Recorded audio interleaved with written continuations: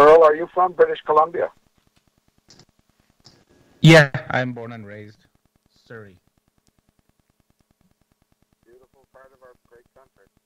Indeed. Home, I believe, of the first Indo-Canadian announced NHL game, was it not, Surrey? It was. It sure was. Is. Those guys do a great job, too. Man, are they good. They are really good. Yeah. Great hosts. I don't understand the language, but you understand the excitement when they're hosting the show. Oh, you totally get that. They are fantastic. Fantastic. Okay, guys, hold on 10 seconds. Thank you to everybody who's joining us on YouTube tonight. Do not forget that we do have the Super Chat open. Here we go with our music. We got 30 seconds, actually. But we're going to be good. Super Chat is open. Great way to support this show is do a little shopping on our website, the SOR Vault. Grab yourself a T-shirt or something like that. Join the Space Travelers for $5 a month. And don't forget, hit that subscribe button. Hit that thumbs up, that little bell thingy. Hey, Mooney, how you doing? Corn's the booking guy. Good to see you, man. Rich Hilke, thanks for coming on in. And I know Timber Hunter's in here as well. Hi.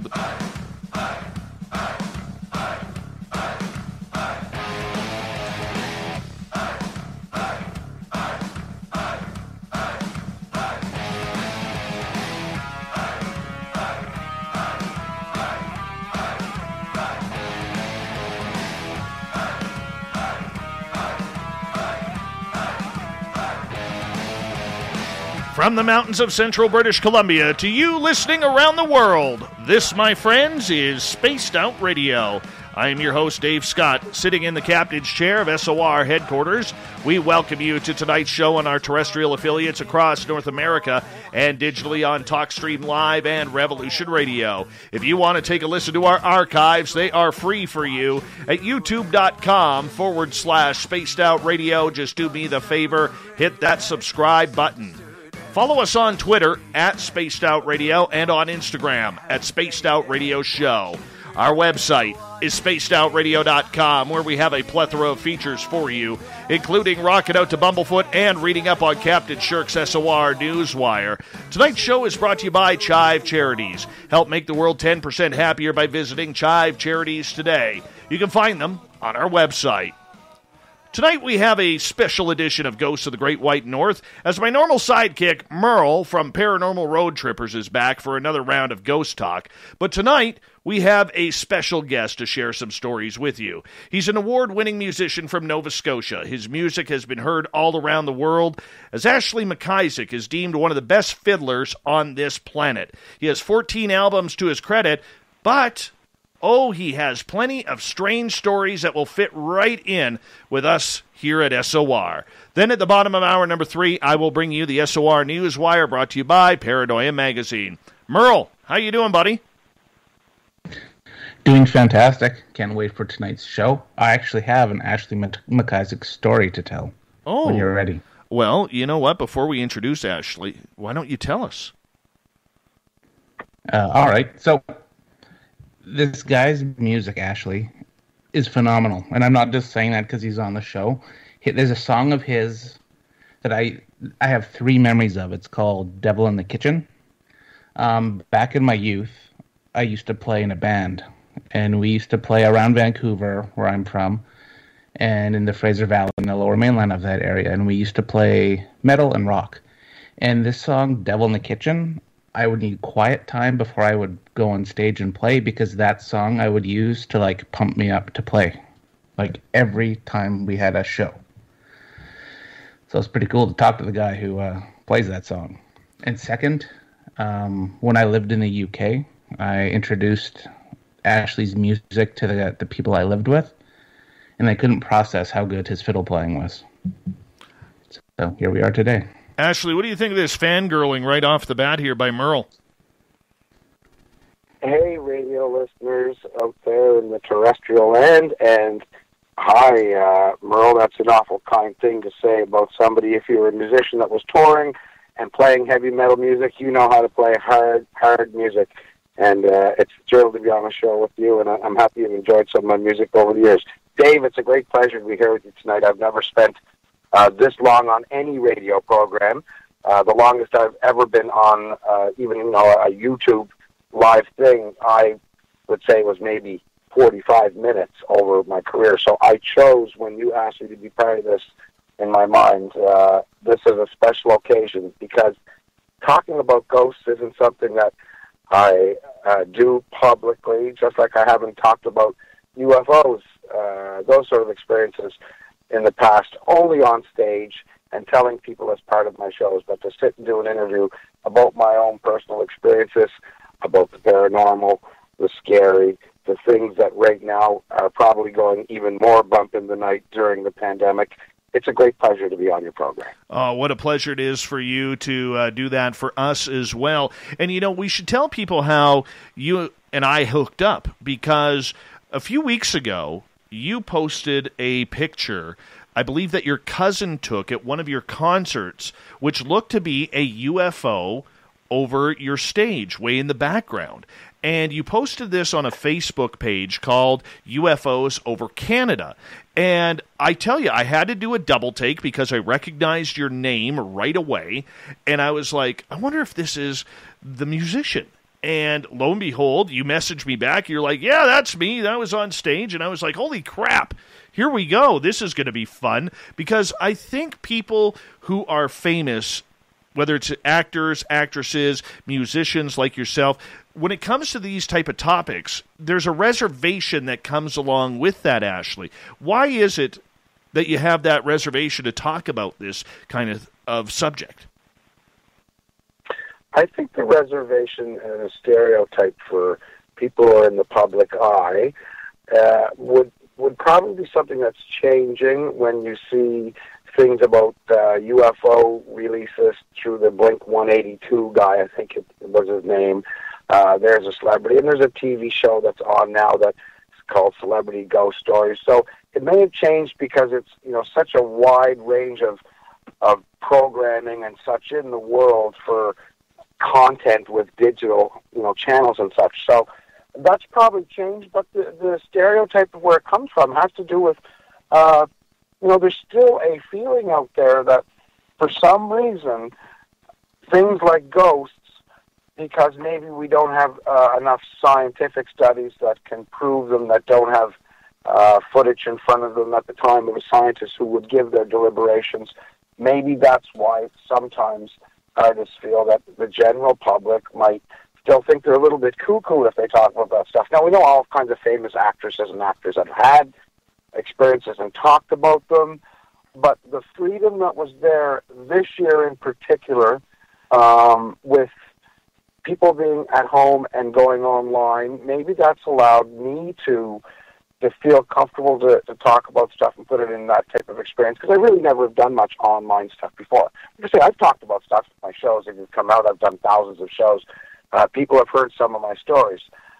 The reason probably people don't hear it in the mainstream is because the mainstream just doesn't want to accept it entirely, that there are things that go bump in the night. Do you think it's about what producers say, what agents say? Because when you go and discuss with the media, you're more a free-flowing guy, okay, where you've always been able to be someone who speaks on your mind, what's on your mind and what you want to say. But there's a lot of holdback for a lot of entertainers out there where they can't talk about things like politics or their views on anything that might offend the public, or even going as far as to talk about ghosts or UFOs or anything like that, for fear that somebody may take that a wrong way, especially a sponsor or maybe a tour booking company or something along those lines, where you could get yourself into trouble and all of a sudden you're not on the bill, Ashley. Yeah, I think that obviously would have some reasoning that's logical. There's, just as, like I say, there's as many programs now that people can listen to and be part of, like a Celebrity Ghost Stories or these ghost-chasing television shows.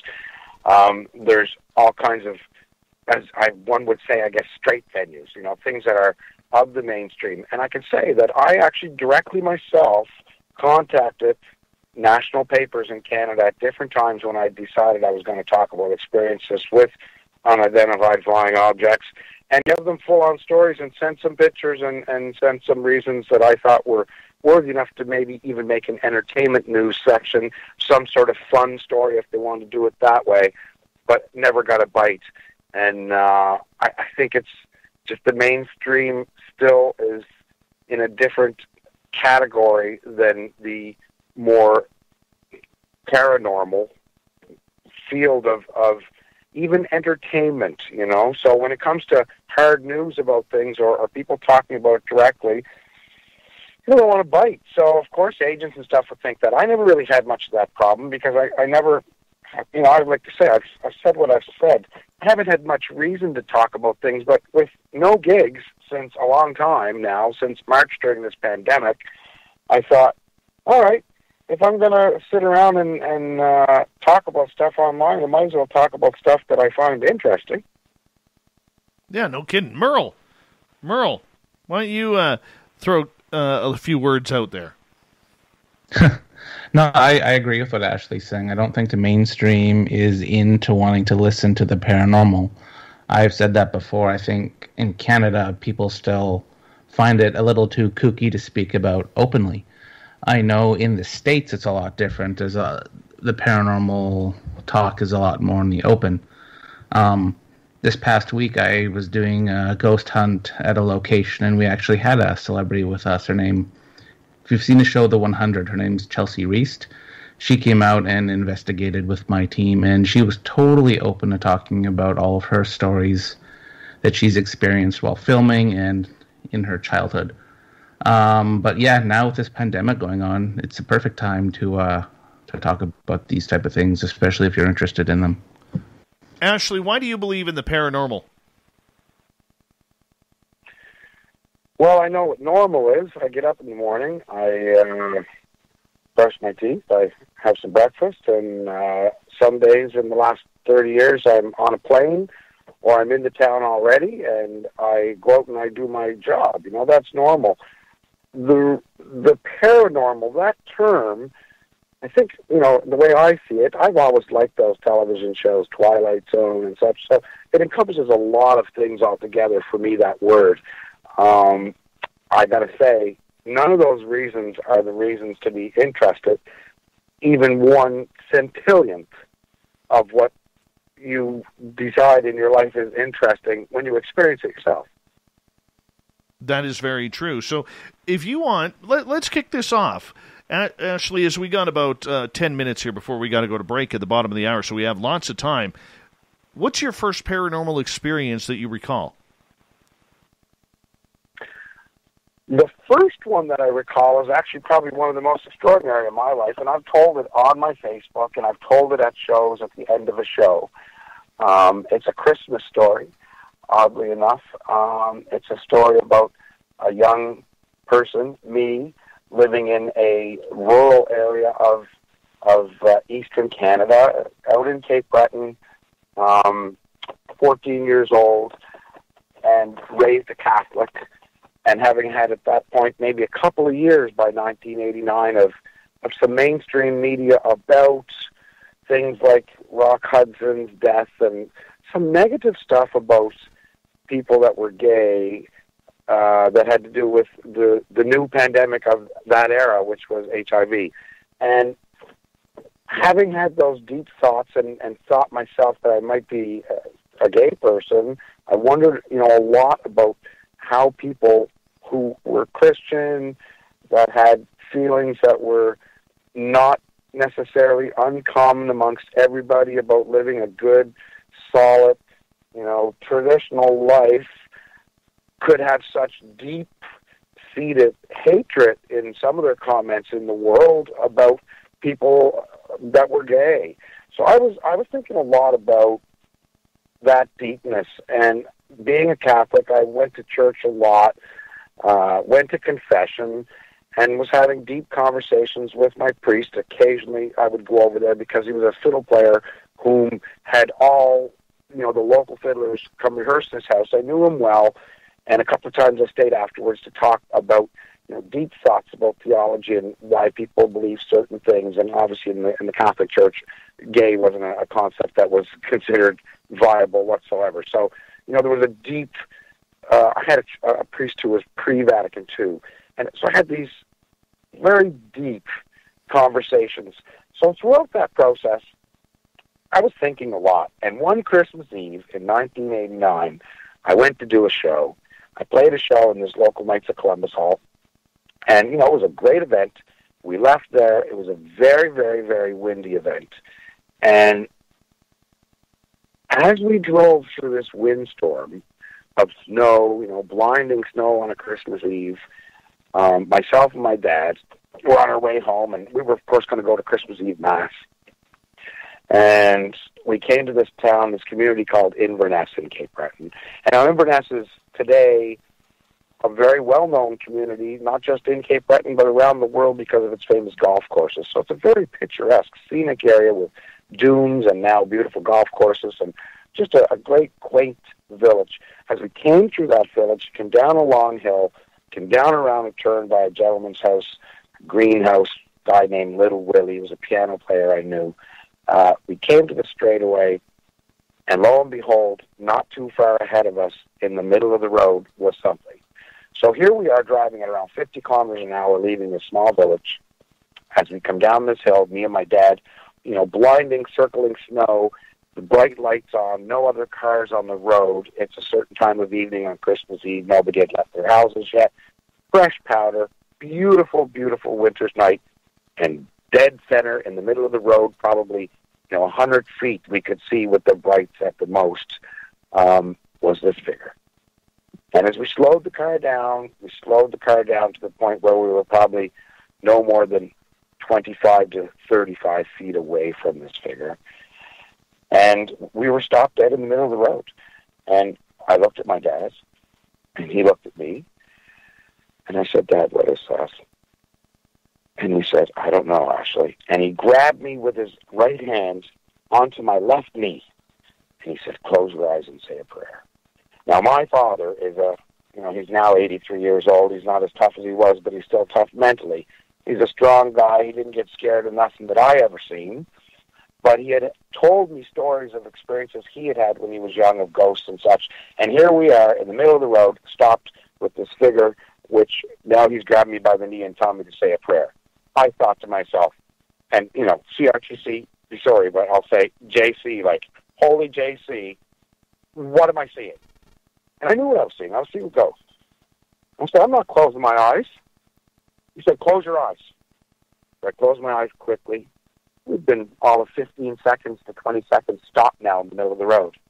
And I opened my eyes, and it was gone. I said, "Dad, it's gone."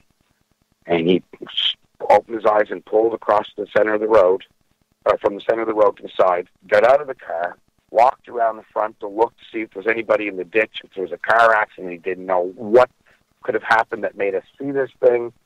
Get back in the car. We drove ahead about 10 miles and continued then down the road until I asked him, "Dad, what did we see?" And he had a couple of things to say to me. But if I was to describe to you what we saw that night, it wasn't something that is anything but supernatural. That is so amazing. My what exactly did that creature look like? Or ghost? The ghosts, as we, see ghosts, or we assume ghosts sort of look like, on television, sometimes you see people portraying them as like wisps and that sort of thing. This looked like a full-on person, solid.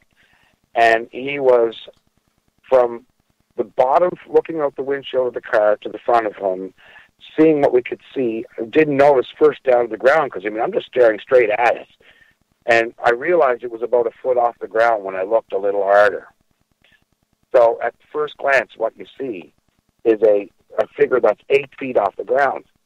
So the person or the ghost was really, if it was a foot hovering off the ground, was almost 7 feet tall. Now that included the top hat it was wearing. So it had a large top hat. It had a long cape, like you would have covered over a suit. It had the type of dark grayish suit with buttons on it, and a dark cape all the way down to the long legs, and a chin-strap beard along its square-jawed face, and a regular nose, but what it didn't have was eyes. where its eyes should have been were two blocks of obviously like solid plywood wood. So you got this top hat, you got a face with the chin strap, two squares of wood where the eyes should be, and the long cape, and hovering there in front of us. Now, eventually, I saw a picture of Uncle Sam when I was about 16. I came home in front of my piano that was there, the I Want You to Practice poster, and it made me think of that person. And I eventually came to conclude, looking at this character, and, you know, this might sound crazy, but I think it was Abraham Lincoln. That's what it seemed like. So if it wasn't Abraham Lincoln, it looked like an Abraham Lincoln type character from that era, and it was hovering, and it was there. And when I closed my eyes and opened my eyes, after the 20 to 30 seconds total that we were stopped in the middle of the road staring at this in front of our car, it had disappeared. It was a ghost. So literally you guys drove up on this and basically hit the brakes because this thing wasn't moving.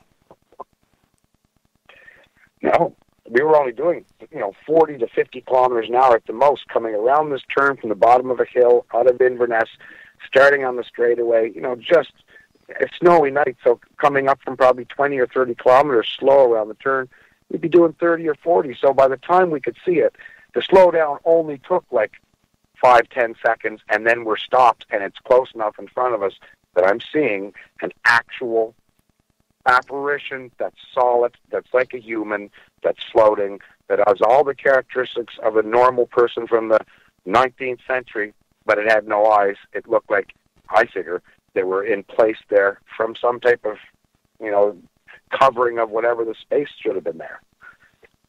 That's incredible. Did it try and communicate with you? Do you remember? No, we were inside a car, and it was, probably still 30 to 40, 25 to 35, whatever it was, not far away, in front of us. And just looking at it, it communicated all right. I started the story talking about being young and gay at the time and wondering about life. And when we drove away, I no longer questioned what I believed about life and what I thought was right. And I didn't need a priest to tell me, or my father to tell me, or the world to tell me, because I had certain things I was thinking deeply about. And when my dad said, close your eyes, and I knew that I saw a ghost, and I said, what is it? And he said he didn't know. I knew that it was a ghost. So I started to believe what I believed in the world then. And so that communication happened mentally, and I went forward from there and made my choices there forward as an adult. As a 14-year-old, I started down the road of where I ended up eventually in a career. So in one sense, it communicated a freedom to me, but it never said anything verbally. It was standing out in the middle of a snowy road, in the middle of nowhere, in the middle of the road on Christmas Eve, 1989. Wow, 30 years ago. 30 years ago. Ashley, you mentioned how it changed your life, and you also mentioned what some people would consider a very touchy subject on whether or not how to come out or to discover your own sexuality. Do you feel that this spirit, this ghost, helped you decide that you were going to ride your own path and that you were going to be the best person that you could be? I mean, this was quite the spiritual awakening as we got about a minute left. 100%. It was we drove home, and what my dad said to me on the side of the road was, when I asked him, what was this? We stopped. He said, look, Ash, I'm going to tell you three things. First, we're going home to Christmas Eve Mass, so forget about it. Second, there's a lot of things in life that you can't explain. And third, don't you dare tell your mother. So, the whole experience was wild. We went home, went to church. When I sat at church that night, I was looking at statues on Christmas Eve and thinking, yeah, okay, whatever. I'm a human being on this planet, and I'm alive, and I'm going to think what I want because I just saw something that wasn't alive. That's incredible. Absolutely incredible. Merle, I think we're in for a good night of stories like this tonight, man. I think so. It's going to be good. That's why you're a man of many words. We got Ghosts of the Great White North happening right now on Spaced Out Radio. We got Merle, my resident sidekick from Paranormal Road Trippers. And tonight we have special guest, award-winning musician, Ashley MacIsaac. And Ashley's going to be with us right through the distance until we get to the news. We're going to have a good time here on Spaced Out Radio. Second half hour coming up right after this.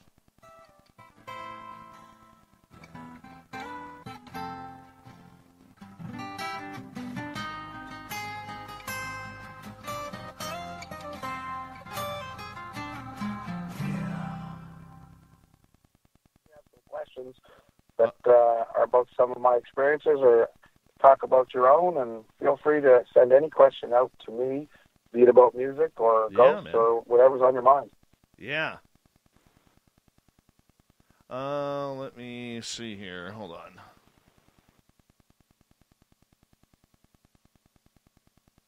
I've been keeping an eye on the chat rooms, Dave, for questions. I know. I can see. I just got to take a picture. Well, do you still play music? Sorry. Go ahead. Go ahead, guys. I'm in the market to get another drum kit. I play drums. But no, I sold my kit a while ago because I needed space. But I'd like to get another kit. Come on now, tell the truth. For musicians, it's a pandemic. We've sold our instruments because we need money. I hear you. No, I played a long drumming time. Drumming is the hardest thing, man. Drumming is the hardest thing. It's to get a good drummer. If you can find a good drummer in the world, somebody who can keep a real beat, you got the best part of the band right there. Totally. I learned playing swing and jazz, and then I went to like 50s. Wow. And then I had a traditional teacher when I started way back in the day that played in like 50s bands and that. So I learned the old-fashioned using your snare hand, holding your stick kind of sideways. So that was kind of my thing. And then got a little older, discovered 80s metal, and I played a lot of Motley Crue and went into like Metallica, System of a Down. Yep. Yeah, no, I missed it. Yeah. Now my daughter, she wants to play music, so I think it passed the torch on to her. Same as my little guy. My little guy, well, that's it. He's a metalhead. Music shares, right?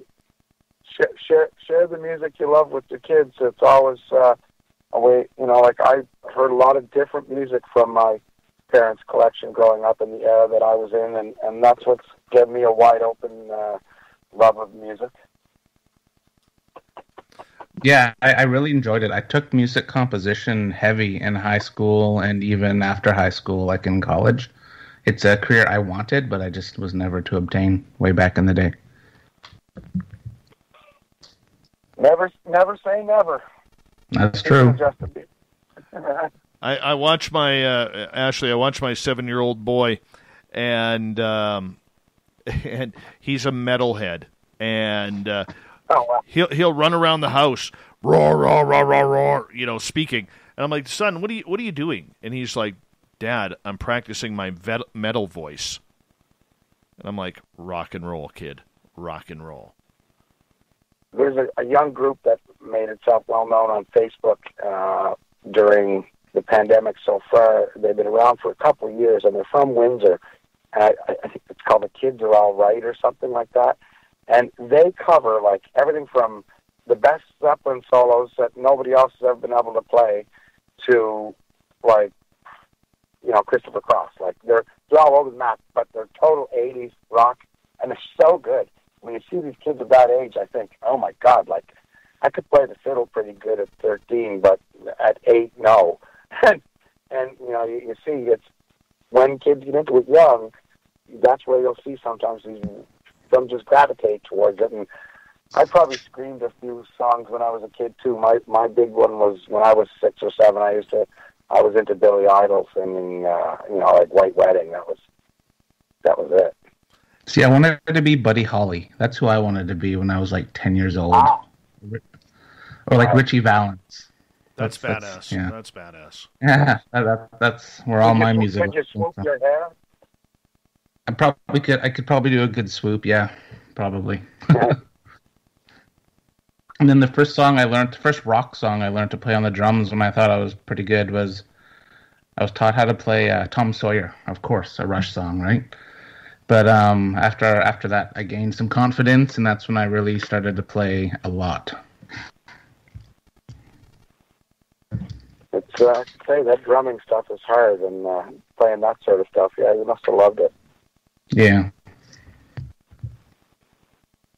1 second here, boys. Dave, which is your new guitar? Is it the one directly behind you? No, it's hold on. I don't have my new guitar up here. I don't have a new guitar. That's Lane's beside me here. Okay. Yeah. The Shiloh one. The red one behind my head is mine, and the black one. Hold on, guys. I got to go silent here for about 10 seconds, and then we're going to get going here. All right, I want to say thanks to everybody who is giving us a thumbs up and down tonight on YouTube. Remember, Super Chat is open. We really do appreciate the help. And support our website at spacedoutradio.com.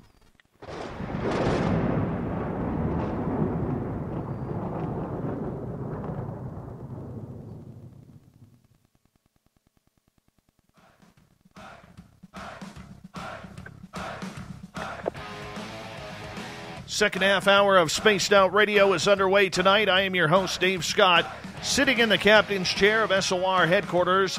Thank you so much for joining us tonight. We really do appreciate it. Want to remind you that if you've missed portions of this show or others, check out our free archives by going to youtube.com/Spaced Out Radio. Just do me the favor, hit that subscribe button. Our website is spacedoutradio.com, where we have a plethora of features for you, including rocking out to Bumblefoot and reading up on Captain Shirk's SOR Newswire. Follow us on Twitter at Spaced Out Radio and on Instagram at Spaced Out Radio Show. Tonight we are talking with Merle. Yes, from the Paranormal Road Trippers, we have Merle and Ghosts of the Great White North. Our special guest tonight, award-winning musician Ashley MacIsaac. Gentlemen, welcome back to the show. Good day. Hey, everybody. Ashley, I want to go back to the story how I met you. You were posting a photo on UFOs Over Canada's in the Facebook group that they have, and you were discussing about what this was above your stage. Take us to that photo. Who took it? Tell us the story. That photo was taken out. You said earlier that it was a UFO. I think it was 4, and it was taken, I believe it would have been around July 16th or 17th. And what year it was now, I have to think back particularly. It was 2016. So in 2016, I went to Prince Edward Island. I was doing a show. Somebody out in the audience was a good friend of my cousin who I was also performing with there. She happened to take 3 shots while I was on stage, and she sent them instantly to my cousin. And when I finished the show, my cousin, who has experienced other things that are very weird too, paranormal in her life, she said, "Hey, take a look at these." And so what it was, I believe, 4, particularly large, probably, ships in a type of formation that had one light on shining.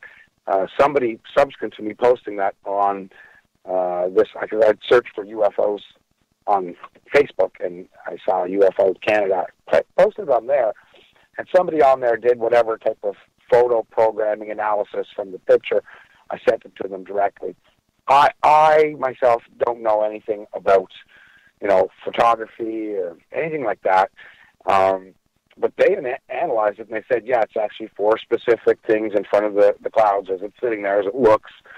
And when I was young, I had experiences where I've seen them in that type of light in formation in the dusk before it was light, or before it was dark, with, maybe 10 or 15 other community members that a lot of us had gathered and watched them over our ball field and the beach below there. So I knew what it was in the picture that I saw, and I also see one really up close. If you go onto my Facebook, I put a story on there about my first experience with that, which was, before any ghost experiences when I was a little kid, something that happened with a one-off right there in front of us with a lot of people around UFO. So the picture is something, I sent it to you, you can post it and show people, that I think was 4 ships that just showed up that night when I was playing, and it's right across from where, I was from in Cape Breton Island, right across the water in Prince Edward Island. It's a small communities, Rollo Bay, and, take what you want from it. I didn't see it because I was on stage performing, but could have been, and it looks like it, and the person who sent the picture and took the picture, I 100% trust them. That's all I can say about it, I guess. I got to ask you, what's it like to have aliens as fans? Yeah,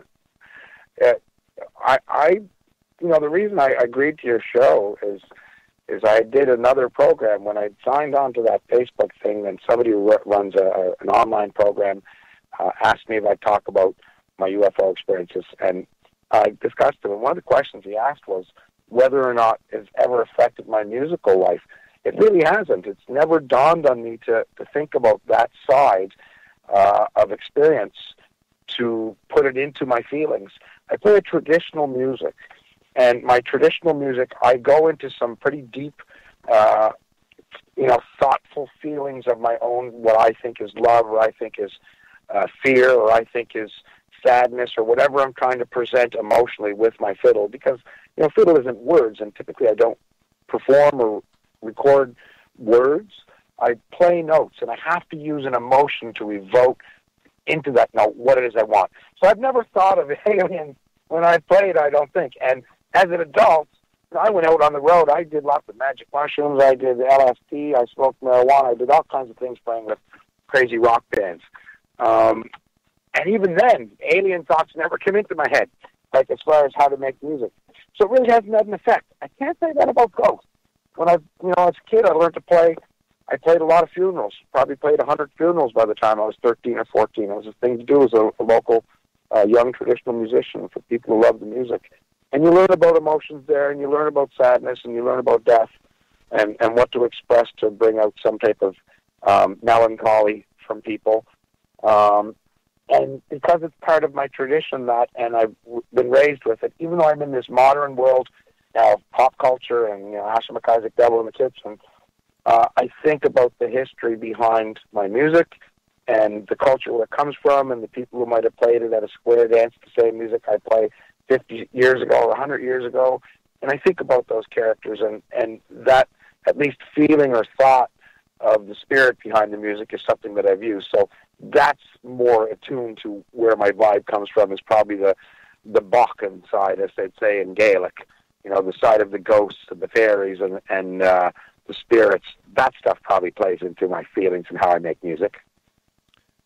Have you seen any UFOs? And before you answer that, I have one of my most loyal listeners. Her name she goes by Goddess Michelle on Twitter, and she is actually a nurse in Halifax. And while she's calming down from her busy day through this whole COVID thing, she tunes into us to kind of relax her night so she could get some rest. And she's a big fan of yours, and I promised her I would say a giant hello to you from her. Well, a special hello back to her, somebody working in an industry now that's saving our lives. It's with great honor that you say a special hi from Halifax. I do have a great experience before I ever had any type of ghost experience in my life, like that one I explained in the first half hour there about meeting an apparition on the middle of the road in 1989. Prior to that, around 1984, so I would have been 9 years old or 10 years old. It was either one of the summers. I think it was 84. My sister was maybe 5 or 6 years old. She was a little girl. We had an experience in our backyard where a bunch of kids were playing a game, go figure. It was called Ghost in the Graveyard, which was the reverse of playing hide and seek. So instead of, everybody hiding, one person hid, that sort of thing. So we were all out playing, and all of a sudden, somebody screamed who was hiding, UFO, at the top of their lungs. And I looked up, and there it was, and everybody looked up, and everybody scattered in a million directions screaming for their lives. But I followed my instinct, and it was right above my garage. Like, we're talking, like, very low, not much higher than the height of the garage, above the tree beside the garage. And it hovered, and it spun, and it had the lights underneath it going around in a circle, and it had a beam in the center, and it looked like a pewter metallic, upside-down pie tin-style UFO, as they say. And my sister was beside me. I grabbed her, and by instinct, I said, "Lisa, come with me."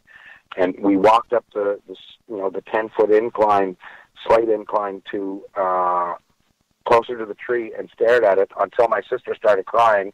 And I told her, as we're staring, I said, "Lisa, remember this. This is amazing. There's something wonderful in this world that's better than us." And, of course, it's 1984-ish. and Ethiopia was around, and we were little kids, and everybody was sad about the death we were seeing on television of little kids being eaten by flies, and we thought, as children, what the hell is wrong with this world? Why do we get food and there's kids starving? We didn't know any better. But that gave me an insight right there as to, hey, there's something more powerful than what we know just all the time. And that was my first UFO real straight-on experience. And just like I'm sitting looking at the wall of the house I'm looking at, I can visualize it just like yesterday. That was definitely something that brought me to an awareness as a human being, as a kid. My goodness. You had to be freaked out. Not at all. I was so excited. I was joyed. That's why I grabbed my sister's hand. I grabbed her, and I said, "Lisa, look at this." And we stared at it, and there was 15 of us outside playing, and everybody else left.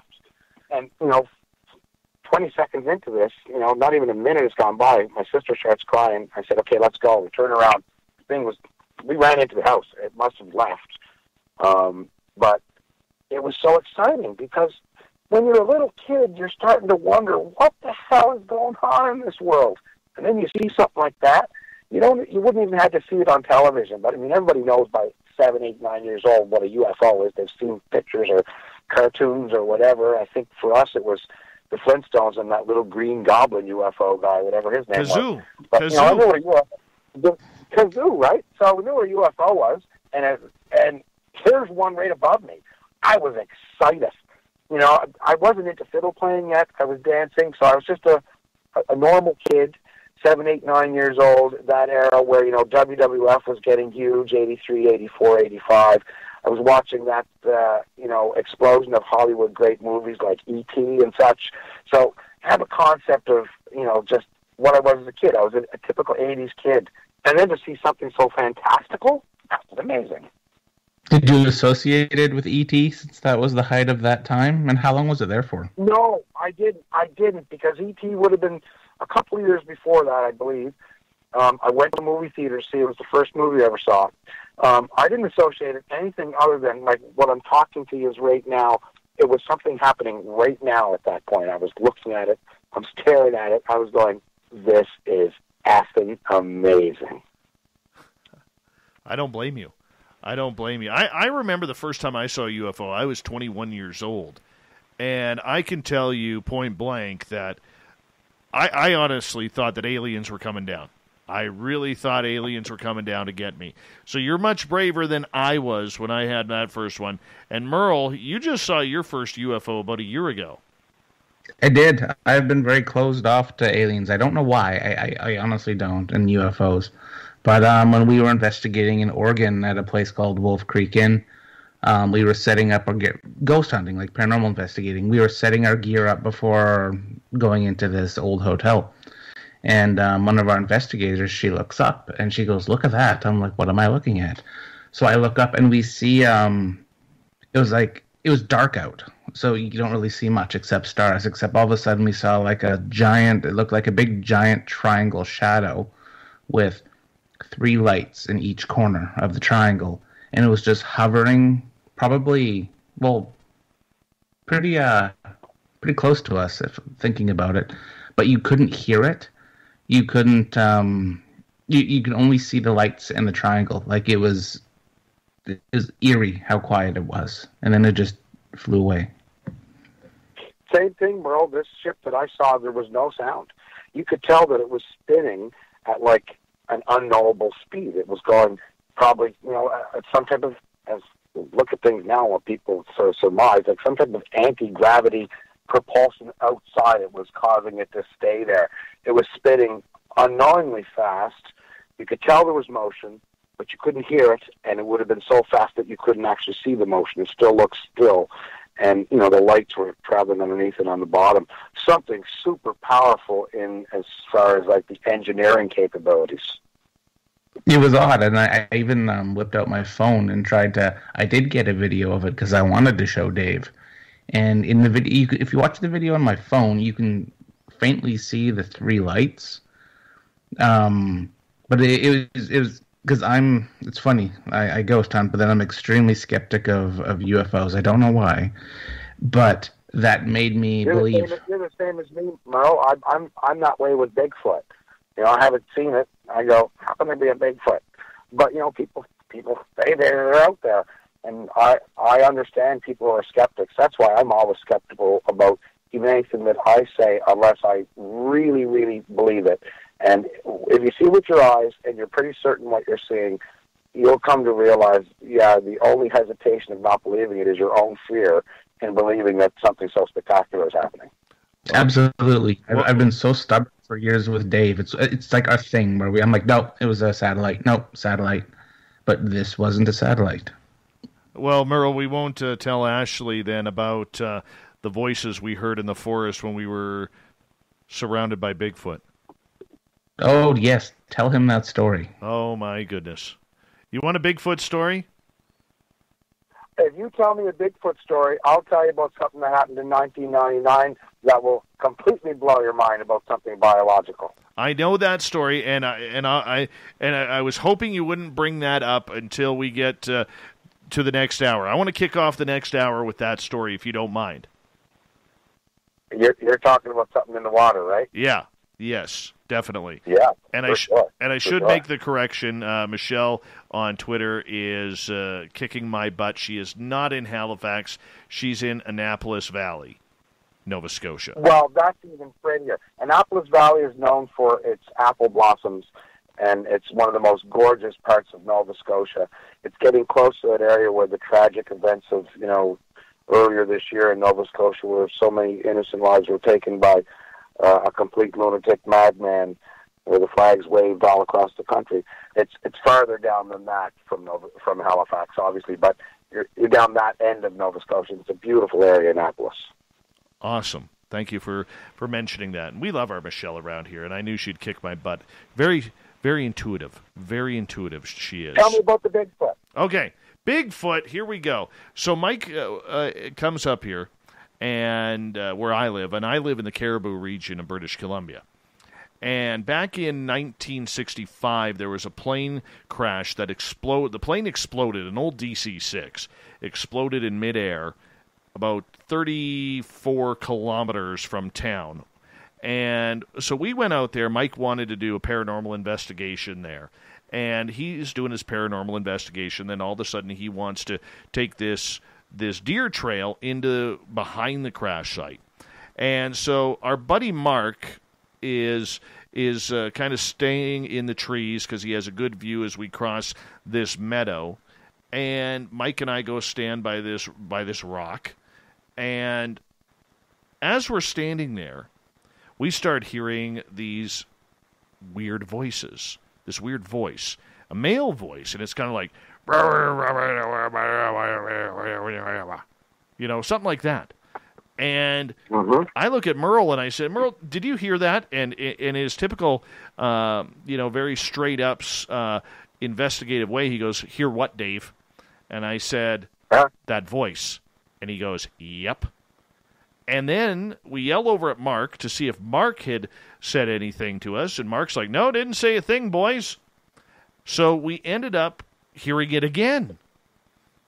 So we're like, okay, well, let's just go back to the crash site thinking that maybe we heard something paranormal. Well, we go back to the crash site. Mark wanders into this little mini cul-de-sac that's there where they brought the recovery vehicles 50, 60 years ago. And Merle is investigating, and I'm kind of in between them. All of a sudden, Merle, and I'll let you take it from here, Merle, Merle starts hearing this noise like 20 feet in front of him. Go ahead, Merle. Tell us about that. I do.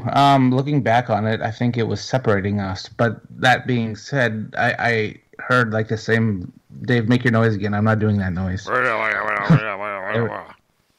Exactly. I heard that, and I was... That's the sound a Bigfoot would make. It would be just a growly sort of trying to talk. Yeah, like a mumble, like a growly mumble. And from there, I was following this track. And then I hunt, and being a hunter, you kind of can feel when something living or some sort of life forms around you. And I kind of got that feeling when I was tracking the sound. And then all of a sudden, I got this extreme fear of dread, and I had to retreat and go back to Dave and Mark. And being said, as you started moving away, I yelled at Mark that you had this weird noise right in front of you, maybe 20 feet, and I look over at Mark, and Mark is removing the rifle from his shoulder because he is having something big come right at him through the trees. And he didn't see it, but Mark's the type of guy where, Ashley, if you were in the forest with him, you'd be amazed. This guy can pick up a track. He's been an animal tracker, a hunting guide. He has been a cougar tracker, a wolf tracker. You know, any type of predators, he's the guy you call. And yeah, you know, there's people like that where I'm from in Cape Breton. Like when I was a kid, we'd go to the woods. You'd never go to the woods without a gun because you know there's cats. You know there's things around, and you learn to be prepared to sense what's happening around you. Of course. Of course, and so Mark all of a sudden removes his gun and raises it from his shoulder and raises it into the forest. And Mike and I come down to where he is, and Mike's like, "I think it's time to leave," and Mark's like, "Yep," and I'm like, "Yeah, probably." So we ended up leaving, but I've done some investigating there over the last couple of weeks. And I'll tell you, that's an interesting place. So if you ever get up here, we'll take you to where we got chased out of the forest by Sasquatch. I'm always scared of cats in the woods. It's the one thing that I'm even more scared of than a bear. And they will make some pretty growly, crazy sounds. But if there's really Sasquatch out there, I think I would like to meet it. And now, not to take your show in a direction that probably people wouldn't expect it to go, but I'd date a Sasquatch. I'd date a Sasquatch, yeah. Yeah. Why not? There's a little humor for you. Okay. Well, I've been called a Sasquatch by some of my partners, I'm sure. My friend, you know what? I'll be okay. Since we're having honest moments here, I've said on the air that if female aliens wanted to abduct me, I'd go. I'm okay with that. I'll be the science experiment. What gay Canadian celebrity doesn't want an anal probe? Is it time for commercial? That's good. You could have dropped that in about 90 seconds. I got nothing for that one. I got nothing for that one. Wow. I don't even know how to react to that. That is awesome. That is absolutely... Look, our lives as human beings are ones that are multifaceted. We have our sex life, we have our brain life, we have our cultural life. Things that are mysterious and paranormal, they play into all of it. And look, if you have a thing for female aliens, Dave, I will not judge. All right. Yeah, Kink with Aliens here on Spaced Out Radio. We can't forget Bigfoot as well. As oh my goodness, I'm rattled. I am happily rattled by that, and I've got the biggest smile on my face because that is so funny right now. That is so funny. Thank you for the humor. If I met Sasquatch, I'd have the biggest smile on my face. Oh, this is awesome. This is absolutely awesome. It's later. I'm in Nova Scotia, guys. It's like 2 a.m. The stuff is starting to come out. So, you guys across the rest of the country, it's a little earlier for you guys. But I'm past my bedtime here.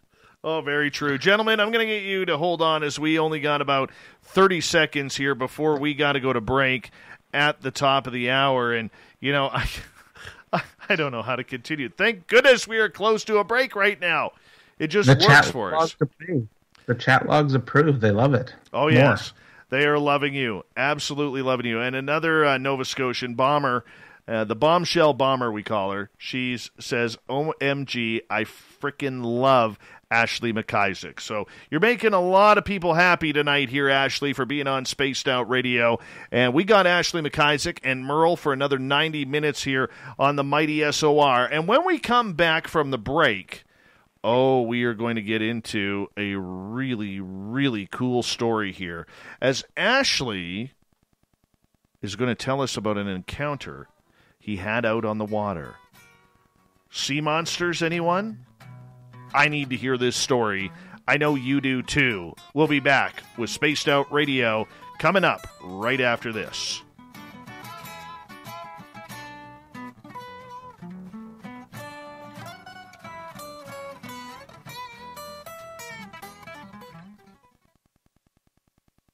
was with me and their family members about what we experienced. I don't talk about it very much because of all the things. For some reason, biological things tend to be the farthest offshoot of where the mainstream can accept until a cryptid is discovered, I guess. I think that's the right word. I see it used I'll now be right on TV. back, guys. You guys But chat that's away. why, Totally. that's why Bigfoot is considered weird, and sea monsters are considered weird, and Ogopogo in British Columbia, that sort of thing.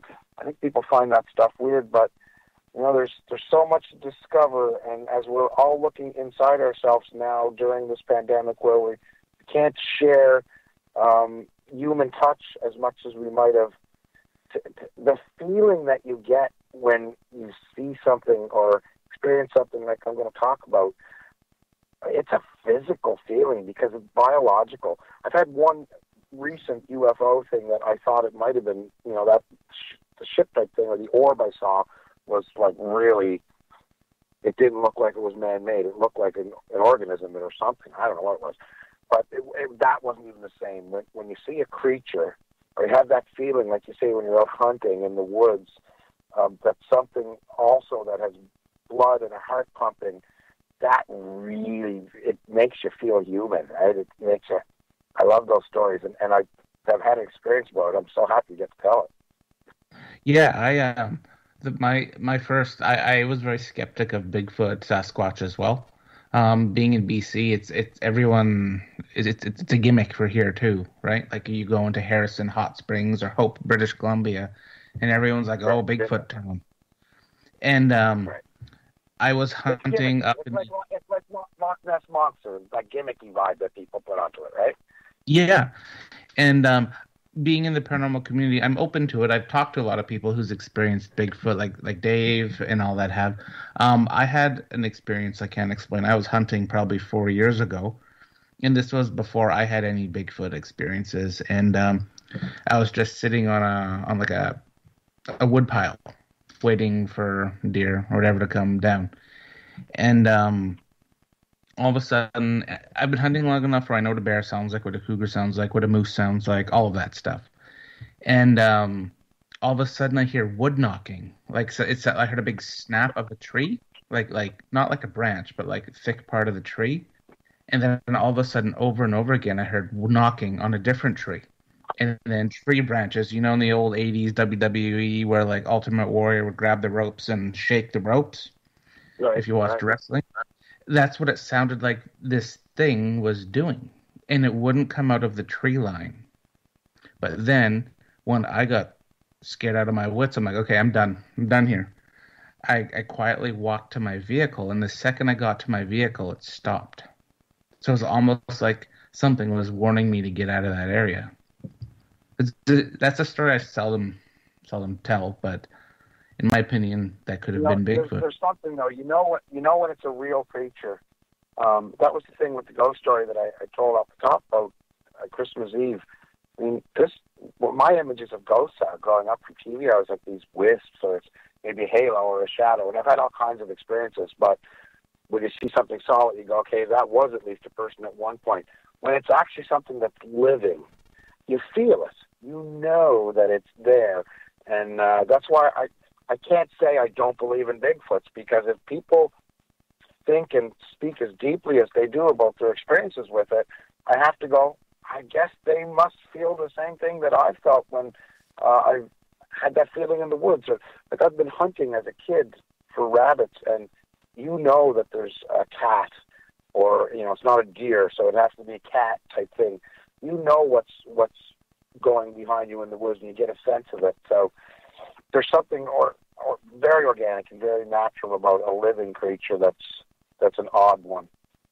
I think our body has that technology of giving like an internal alarm, so kind of in a way. Yeah. And that's something I'd like to look into more or study more. Our body's natural alarm system, because it often happens when you're in the bush. Right? Yeah. So many innate feelings that we don't understand unless you're a studier of biology and psychology and the reactions in between. There's probably hundreds and hundreds of these things that are natural reactions, like the flight or fight response, that had to do particularly with animals. Exactly. And even like with paranormal investigating, when you go into a haunted room or a haunted building, you know that it's haunted, that there's things in there. Yeah, that's a weird one for me. I was discussing that with Dave before today, the pre-show conversation, and I was discussing how I've never been to somewhere particularly to search for ghost experiences. I just have had them, and they've tended, in most of my experience, been around times where I've had extreme fretting going on, where I couldn't figure out an answer to a situation that was an emotional one, that it was like there was no logic anymore. And in those fretting moments, I've had some pretty weird things sort of show up and go, what? And maybe that's how they show up as attraction. But a lot of 40 people, seconds, like guys. yourself, go out and hunt these. 40 you seconds. guys that go out and hunt these things, you must know certain places that are actually haunted. Oh, yeah. 100%. You can feel it, yeah. Ashley, 30 seconds left. My YouTube crowd needs 2 questions quickly answered here. What's your thoughts on eating breakfast foods for dinner? I will eat breakfast foods any time of the day, but I do enjoy eating dinner foods for breakfast even more. Oh, my goodness. Okay. And number 2, I'll ask number 2 at the bottom of the hour. It's in regards to close encounters of the third kind. Here we go, guys. You're listening to Spaced Out Radio with Dave Scott. Follow Dave on Twitter at Spaced Out Radio and on Facebook, Spaced Out Radio Show. Hour number 2 of Spaced Out Radio is underway tonight. I am your host, Dave Scott. Thank you so much for taking the time to join us. We really do appreciate it. Hi to everyone listening in on our terrestrial affiliates around North America and digitally on TalkStream Live and Revolution Radio. Remember, you can check out all of our archives for free at youtube.com/Spaced Out Radio. Just do me the favor, hit that subscribe button. The Desert Clam has set the password for tonight in the SOR Space Travelers Club. Onychophagist. Onychophagist is your password. Use it wisely, space travelers, as the Clam sets the password each and every night right here on Spaced Out Radio. Our website is spacedoutradio.com, where we have a plethora of features for you, including rocking out to Bumblefoot and reading up on Captain Shirk's SOR Newswire. We continue on with Ghosts of the Great White North from the Paranormal Road Trippers, based out of Vancouver, British Columbia. We have Merle here, as he joins me once a month. Also, we have a special guest tonight, Canadian musician, award-winning fiddler, Ashley MacIsaac. Gentlemen, welcome back to Spaced Out Radio. Hi again, Dave. Thanks, Dave. No problem. Let's get into the story. Let's get into it. I know. We got to get right into this one because ever since you mentioned it the first time we talked, Ashley, I have waited to hear this patiently on the air here. I didn't want you to tell me on the phone. If you recall, I said, don't tell me that story. Don't want to hear it until we got you on the air. Now we're going to hear it. You have seen a sea monster. I have. And I really agreed to do your show because it was about ghosts, and I'd say the overall picture of paranormal is, I think there's so many different things that includes. Obviously, we all think that way. And I have had multiple things, from UFOs to ghosts to, odd sort of poltergeisty type things. And even I can tell you stories, if you want, later about, like in that old exorcism movie where the writing came out on the skin. I haven't had that, but I've been scratched. So I've had a lot of physical different things. In the last half hour, you're talking about animals and Bigfoot and the feelings that are about our natural reaction to things. I had an experience that was of a biologically made creature that's in the water that people call sea monsters. Now, it's not something I've ever spoke about really in any of my shows. I've said it in passing, and it just comes off like I'm telling a joke when I've told all these other ghost stories. And then I'll say, yeah, I've seen a sea monster too, and people go, ha, ha, ha, ha, It becomes a tagline for a joke. It was no joke to see it. It was 1989. I was there with a good friend. We were both 15 years old. It was the month of May. And in the month of May, that's when lobster season starts in the zone that I'm part of, as lobster zoning areas for licensing goes around the province. And we still had ice in that year in front of us in the Northumberland Strait, or the Strait of Cancer it turns into. And my little home in Craignish, Cape Breton, was only about maybe 2 miles at the most of a walk, so, a good mile and a half, let's say, down the road, down to the beach where you'd be on the shoreline. And myself and my friend decided to get on his three-wheeler at the time, an ATV, and drive down to see the ice that was still in, because, everybody in the small village knew lobster season was supposed to start. My friend was a lobster fisherman, his family, and another friend down the road, so it was sort of a topic of discussion at that point. And, of course, as little kids, so I'm not little at that point, 15, we're all excited about lobster season coming because we're going to get to eat fresh lobsters. So we drove down to the beach that one day, a young McGinnis fella, and went down to the beach. I mean, sometimes it was so fascinating what happened. I wonder, was it that day I was there with the McGinnis kid, or was it with the McNeil kid? That really is stepped out of my mind. They're both great friends, and if I look in my mind's eye and picture the person beside me, it doesn't even matter, because the person was there, and we were both saying what you had said before, and something. It came to that conclusion. Are you seeing what I'm seeing? So, we went to the beach, went down, stood at the beach line, and we're looking out, and probably about, 500 feet, so 500 to 700 feet out on the water, a couple of 100 yards, there was still the pack ice. Now, the pack ice comes down from the north, from basically Greenland area all the way down, fills up past Newfoundland, right into Cape Breton in that cove on one of these years that it was heavy, thick ice, and it hadn't fully gone yet, which it should have by that point, but it was a late spring that was starting. The lobster fishermen could not put their traps out that week that was coming up, we figured, because it wouldn't have been safe yet, and meant the season was going to be moved a couple of weeks, which nobody ever wanted. So we're standing there, we're looking out over the water, and, I was young and just chatting. I don't think I started smoking cigarettes yet. I don't think I had a cigarette or anything. But we're looking out over it, and, before too long, all of a sudden, something popped out of the water. So as I say, the end of the ice would have been a couple 100 yards out. So maybe 50 yards back of that, so 400 feet out in the water, probably. Quite a ways.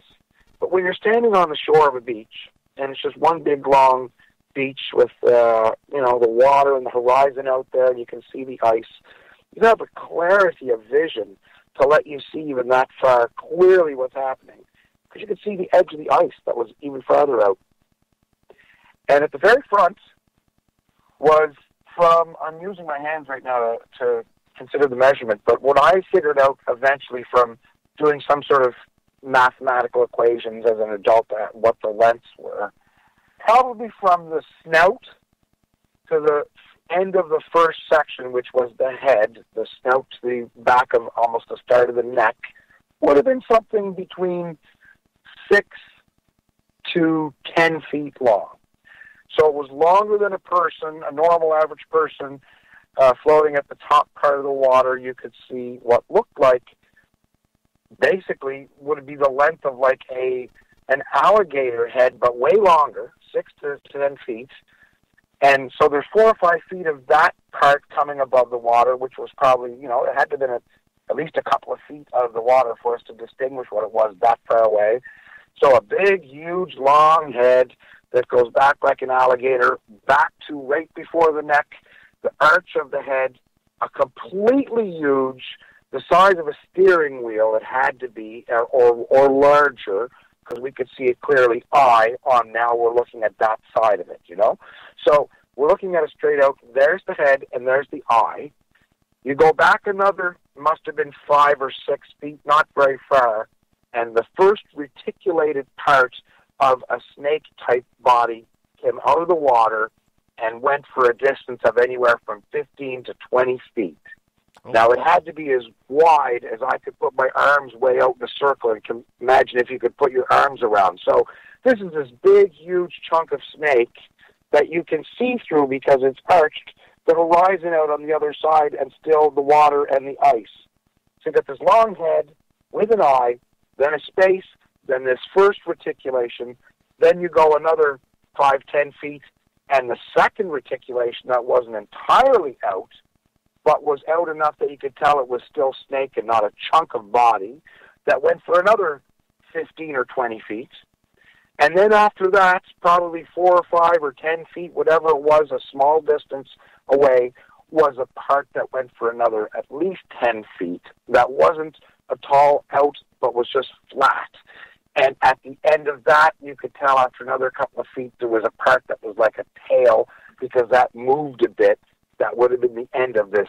Had to have been 40 to 70 feet long sea serpent with an eye that was so large that as we looked at it, it reflected its huge dark eye, its retina, towards us, and we figured could actually see us on the shore. And I looked at the guy beside me and I said, "Are you seeing what I'm seeing?" And he said, "Yeah." And we watched that for, at least a couple of minutes. We just stood there in silence going, wow. And then eventually it just went under the water, and that was it. That was what I can only compare to in old art. In Iceland, they called an Icelandic worm or sea serpent, and was there in paintings of boats from the 1600s that people had seen, and definitely probably came down with that ice, and normally would go back with that ice. That water right there is the deepest man-made causeway in the world that is very close to the Cancel Causeway off of Cape Breton. And, it goes down 500 feet in shallow areas. It goes deeper than that. So we're talking really deep water. The ice had covered it. The ice hadn't fully left. And I think this creature decided it was going to hang out a little longer, too, until the ice left. That would have been around May 15th of 1990. That is stunning. Stunning. I mean, when you saw this, you obviously had a clear view. At 400 feet, though, I mean, it could be anything. What made you believe this was a sea monster, not a narwhal or some sort of oarfish? Well, the first part is that it was about 70 feet long. It was 50 to 70 feet long from head to tail. And the reticulation that I say, I mean, it could have been a body that would have been, if I hold my hands apart, let's say, far 3-4 feet. Now, you consider it that thick that I'm thinking as I'm perceiving from out there. Maybe it was 10 feet. Maybe it was 20 feet wide. I don't know, because it was really far out. But I'm looking at this snake part of body that humped up with an arch enough that you could see through it, as I say, back the horizon and the ice behind it. That first one went 15 feet. And the head was so big and so long that the eye was, as I say, large enough to see it, articulate towards us like it was seeing us on the shore. Now, I guess 400 or 500 feet. Maybe I'm wrong in that. If I'm looking right now from where I'm sitting, 100 feet away seems, like it wouldn't be far enough. It had to have been at least 200 feet out there. And I could see it plainly, clearly, 15-year-old, perfectly 20/20 vision on a gorgeous, clear morning on like a Saturday or whatever it was where we weren't in school. And it's springtime, so the light is perfect. It's into May, but there's still this winter white ice clarity in the air there. So it's the time of year where the sun is starting to come back because it's spring. You still have this beautiful clarity and the blue water, and there was no doubt in my mind I wasn't seeing like a school of fish way out there. I was looking at the front and the hump and the next hump and the part after it and the tail, and it was long. Well, I gotta say, go ahead, Merle. I was gonna say I'm gonna add a comment to that. So my uncle, he lives in Nova Scotia, Halifax. He's retired. He was in the Navy. He was one of the guys, like a commander on a submarine. And he used to always tell stories how when after all the ice was gone and starting spring into summer, when they would be operating and practicing in the submarines up and down the coast, he used to always see this creature He used to call it the dinner plate monster. He said it had eyes the size of dinner plates, and it would always go beside their ship, and it would scare the crap out of all of the men in the submarine because it was so massive. So your story totally just gave me chills because it made me think of my uncle's stories he'd always tell growing up. I read somewhere in the late 70s of a fisherman that if you go up the coast from where I was to an area called Meat Cove, which is the far tip of Cape Breton, which is facing then towards Newfoundland. It's a canoe trip between there and Newfoundland of about 40 miles or whatever it is, a long canoe trip. But up there, some fishermen reported seeing what I described in the late 70s in some old Cape Breton magazine. I can't remember exactly how I found it online at one point in searching it. And there was a period a number of years ago I started thinking about all these things that I've never talked about publicly because, as you said in the beginning, it's not the thing that most artists are trying to put out there. They're trying to sell their music. They're trying to go out and be in the public and be accepted for what they're selling, unless, you're into that world where you're selling something like paranormal stuff. And I thought about it for a while, about 10 years ago, looking at my life at that point as an age going, am I ever going to, talk about these things? And sea monsters are one that definitely people will think that guy is a lunatic, because not very many people get to see them, I don't think. I've read about the Ogopogo, we know about the Loch Ness, different type of plesiosaur-looking things. I didn't see no plesiosaur, nothing. I saw a sea serpent that was so long and was a snake, and I don't imagine that there's anything that weird about that. To me, weird is seeing a UFO or seeing a ghost. We don't know what's in the water. We're not under there enough. And when there's been reports over the years of these things, apparently I found something last year about a report off of, I think it was Massachusetts or Maine, in one community in the late 1800s, had a constant sighting of this type of creature, so much that the summer it was sighted by thousands of people who continued to flock there after reports in the New York Times about it, and it hung out there for a long time. So sea monsters, to me, it's an organic thing that is out there, and we just don't have real good footage. Now, we just recently saw footage of those giant squids, right, that the Japanese found in the last 10 years. So when people say that, when I say I don't necessarily believe in, because I haven't seen something, I don't have enough reason to understand people's beliefs in Sasquatch, that would be a lie. I understand people's beliefs in organic creatures because there's stuff out there we just haven't discovered yet. Just another reason not to go into the ocean. Megalodons, kraken, I don't go there very much. Sea monsters in Nova Scotia. I'm telling you, I'm a meal. I am an absolute meal to anything swimming in the ocean. And this just gives me more confirmation not to do that. There are sharks right now being spotted all around Nova Scotia. It's a new phenomenon. They used to be here, but they're here a lot more because of sea currents. And just today, a great white was pinged just off that area from where I'm talking about, closer to Port Hood, which is another area. And, if things move around at different times and different things, why wouldn't there be? And I never, after that point, went into that water farther than about 10 feet out in the summer. I've been petrified of it. It's why I live in Ontario, because I love to be in the water, but I want to swim in lakes. I have a thing about the ocean, but how big it is, what's in there, and yeah, there might be things in lakes, but I don't think I'd swim where they say Ogopogo is. But a friend of mine who would be a brother to the person I'm saying was beside me there, I saw him post on Facebook tonight, when I said I was going to be part of this show.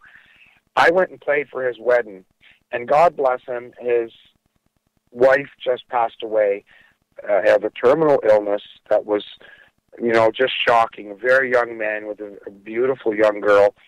And I went to the wedding, and I'll never forget that day. He took me out in the boat. It was the first time I've ever been out in a boat out there in that water. And he knew about my experience. And he said, no, just put your feet in the edge of the water. And I'm way far out, farther than 500 yards, like, we're talking a mile out, almost across the other side. And I said, you will leave the boat, you will move it, won't you? No, I swear I won't. And he was doing it just to make all those girls laugh at that silly gay guy that he knew was going to scream. And I got in the water, and he put the boat on, and there I was out in the middle of that water for the first time ever in a summertime, way out. And I'll tell him, I'll never forgive him. I'll never forgive him. I was so scared. I don't like being in that water, I got to say, after that experience. No, there's just no need. No need. Everything can eat you. Everything. Whether it's a little leech, whether it's fish, whether it's octopus, kraken, sharks, everything wants to eat you in the ocean or any type of water outlet. Nobody ever says it, but to me, my biggest fear has always been in the water. How come nobody thinks that a whale isn't going to eat you? You're not a whale. They say they just eat krill. They just eat this. If I'm way out in the water and a whale happens to open its mouth and I fall in it and I'm inside there, I'm going to say to myself, you know what, you deserve this because you shouldn't have been in this water. Exactly. There's a new video on YouTube circulating where it shows a happy orca whale looking all happy, going after a great white and absolutely gutting it. Whales aren't friendly. None of them are our friends. No. We mostly have pilot whales, not very vicious ones usually, and there's some of the big ones show up out here, but it's always been a fear of mine is in the water, you can't see what's coming up underneath. At least in the woods, you might hear it, and you can run. It might be faster than you, but in the water, I don't even like it when like a 2-inch crab touches my foot. No, they want to eat you. They will try and eat you. I'll take the forest any time over the ocean. Now, just for the record, I'm not saying that we got to hunt down sharks or whales or anything like that. They can have their own space because they're beautiful to see in pictures and video. Okay, but going into the ocean, or going to where sea monsters live, like Ogopogo or Champ or Nessie, all right. This stuff is how people die in horror movies. Not going there. Look, I agree with you. The ocean is beautiful, and they deserve their space. But like I was trying to say there, you got to love the Japanese because, we don't want them to fish them all. But I love eating sushi. And if you put a whale on my plate in front of me, I'm sorry. If I'm up in the Arctic and somebody caught that narwhal and they used their ulu to cut me a piece, I'm eating it happily. I don't want it eating me. Well, I would sooner see it survive. But that's just me. Because I kind of like whales. I agree. I'm being funny. I agree. I'm trying to be funny. I know. You're the kind of guy, you're finishing everything on your plate. You're that guy. Yeah, a traditional culture where it happens, great. I'm not going to turn it down. If you give me the eyeballs of a whatever, I'll probably squint as I eat it. Mm.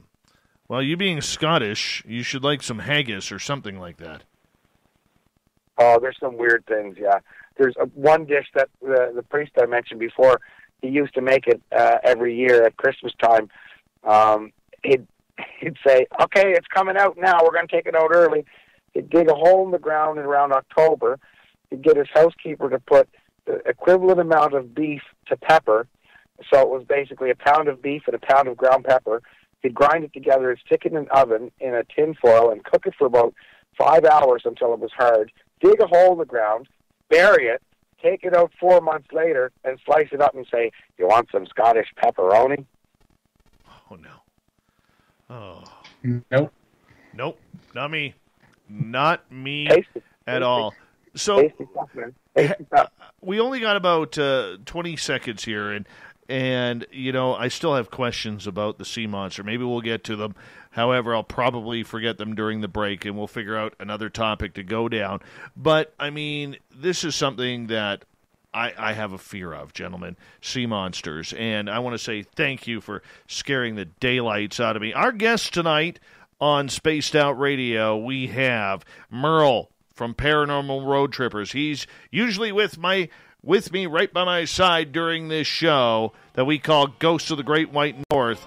And our special guest tonight, Canadian music artist, award-winning Ashley MacIsaac. We continue with Ghosts of the Great White North on Spaced Out Radio, coming up right after this.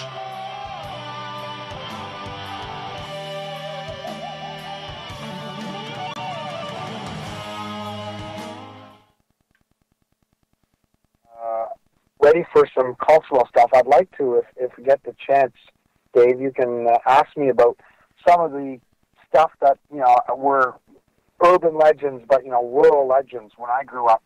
And obviously being Scottish and playing Scottish fiddle music, there's a lot of them. I have a French side and I have a Mi'kmaq side, possibly back on my French side a bit. I don't know. But my Scottish side has some crazy things around Cape Breton, and I'll tell you some of those things and how they relate to other experience I had. And if you really want a great story, I haven't told this one only on stage for the last few years because it happened only a few years ago. It's a magnificently detailed story about, believe it or not, I possibly had a haunted fiddle. Haunted fiddle. Oh, Did you really? Oh, boy. Let's start with that one. Tell me you still have it. That's the end of the story. Okay. All right. Oh. It's the full story. All right. Because what happened during having this is insane that I did have it and tried to get it away from me so often, and how I eventually did get it away from me and where it now is in glass protected. It's wild where it ended up. Merle, we got to see that. We're gonna learn about this. Okay, no more talk about that, so that way the audience doesn't get going. Okay, question for the audience here, Ashley. Okay, I'll be right back. You remember the movie Close Encounters of the Third Kind? I love it. Okay, Devil's Tower in Wyoming? Mm-hmm. Are you on Team Stump? Well, is that the tower in the movie? One? Yeah. Are you on Team Stump or are you on Team Rock? I don't know what stump or rock means. Were they characters in the movie? No. Do you think it's the stump of a tree or one giant lava rock mass? Oh, well, just from having seen it on the movie, I would look at it and think it looks to me like some type of clay up tilt.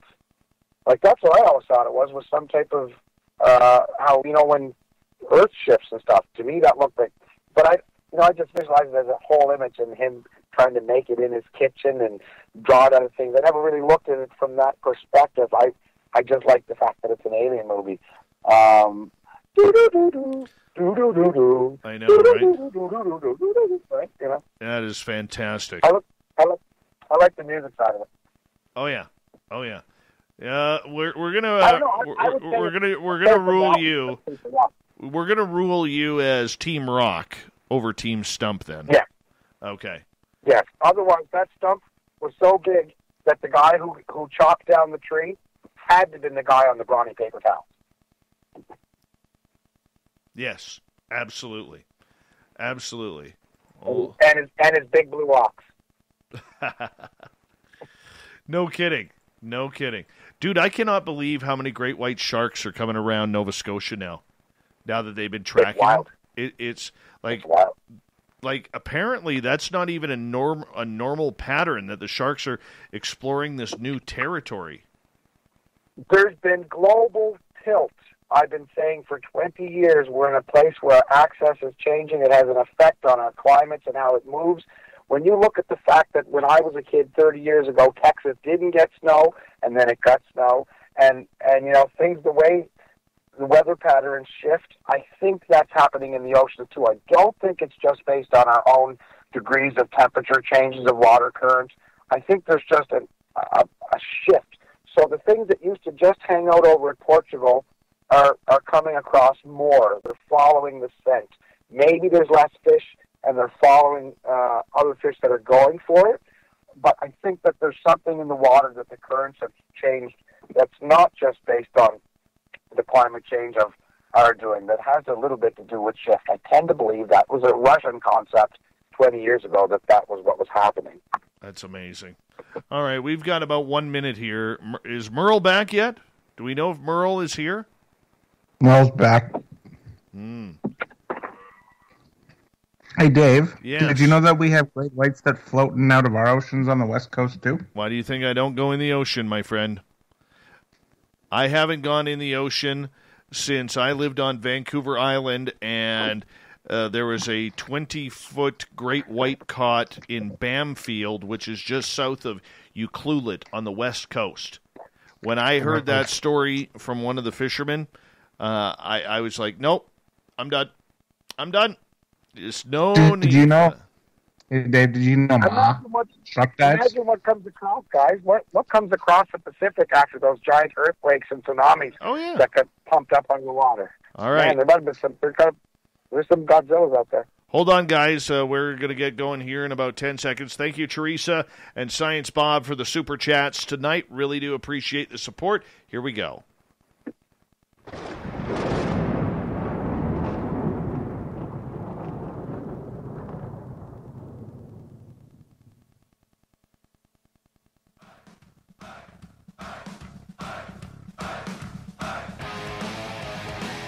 We pass the halfway point of Spaced Out Radio tonight. I am your host, Dave Scott, sitting in the captain's chair of SOR headquarters. Thank you so much for taking the time to join us tonight.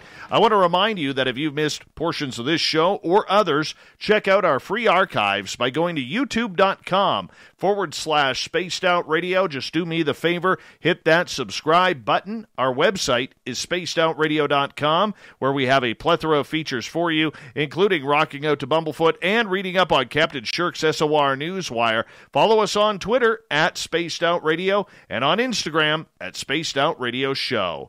Tonight we have Ghosts of the Great White North continuing tonight from the Paranormal Road Trippers out of Vancouver, British Columbia. We have Merle with us and our special guest, Canadian recording artist, Canadian award-winning musician, Ashley MacIsaac. And Ashley, I got to ask you this. We're going from sea serpents, and I was going to ask you a couple questions about that, but no, I want to move on because you mentioned something during the break that we need to get to. You potentially had a haunted fiddle. I did, yeah. It happened not too long ago. It seems ridiculous. I'm known for being a fiddle player, so of course, I would think a fiddle I had was haunted. That's an old classic story. But I'm here right now in Cape Breton Island. I'm here in self-isolation. I've been 7 days in. I'm here for a festival called Celtic Colors. Celtic Colors is a music festival that'll be online starting next week on the Friday night. And every year it's gone for about 25 years. It's a big festival. I'd come from it one year, a number of years ago, probably around 2013, maybe it was. And I had a successful week of events, and I played, and everybody had a great time. It was a good atmosphere. I got on my plane. I flew back to Toronto. I was living out near Peterborough at the time. And I went downtown to my fiddle violin repair shop, the most well-known one, and had $10,000 cash in my pocket. I'd done this big festival. I took it cash. I got paid well, and I was going in to get repair work done. Well, lo and behold, I walk in and I find that there's a violin there that I've always wanted one of these makes of violins. I always play cheap student model violins. I grew up with them. I never had an expensive violin like a lot of fiddlers, and if I was going to get a good one, everybody wants a Stradivarius or a Motti, but those are so much money that with my experience being a musician where I often break my fiddle after playing Devil in the Kitchen, that sort of thing, I didn't want to ever own something that expensive. But I wanted this one kind of instrument that everybody else that was a good fiddler in Cape Breton had, and I never had one. And I walked in, and here was this one.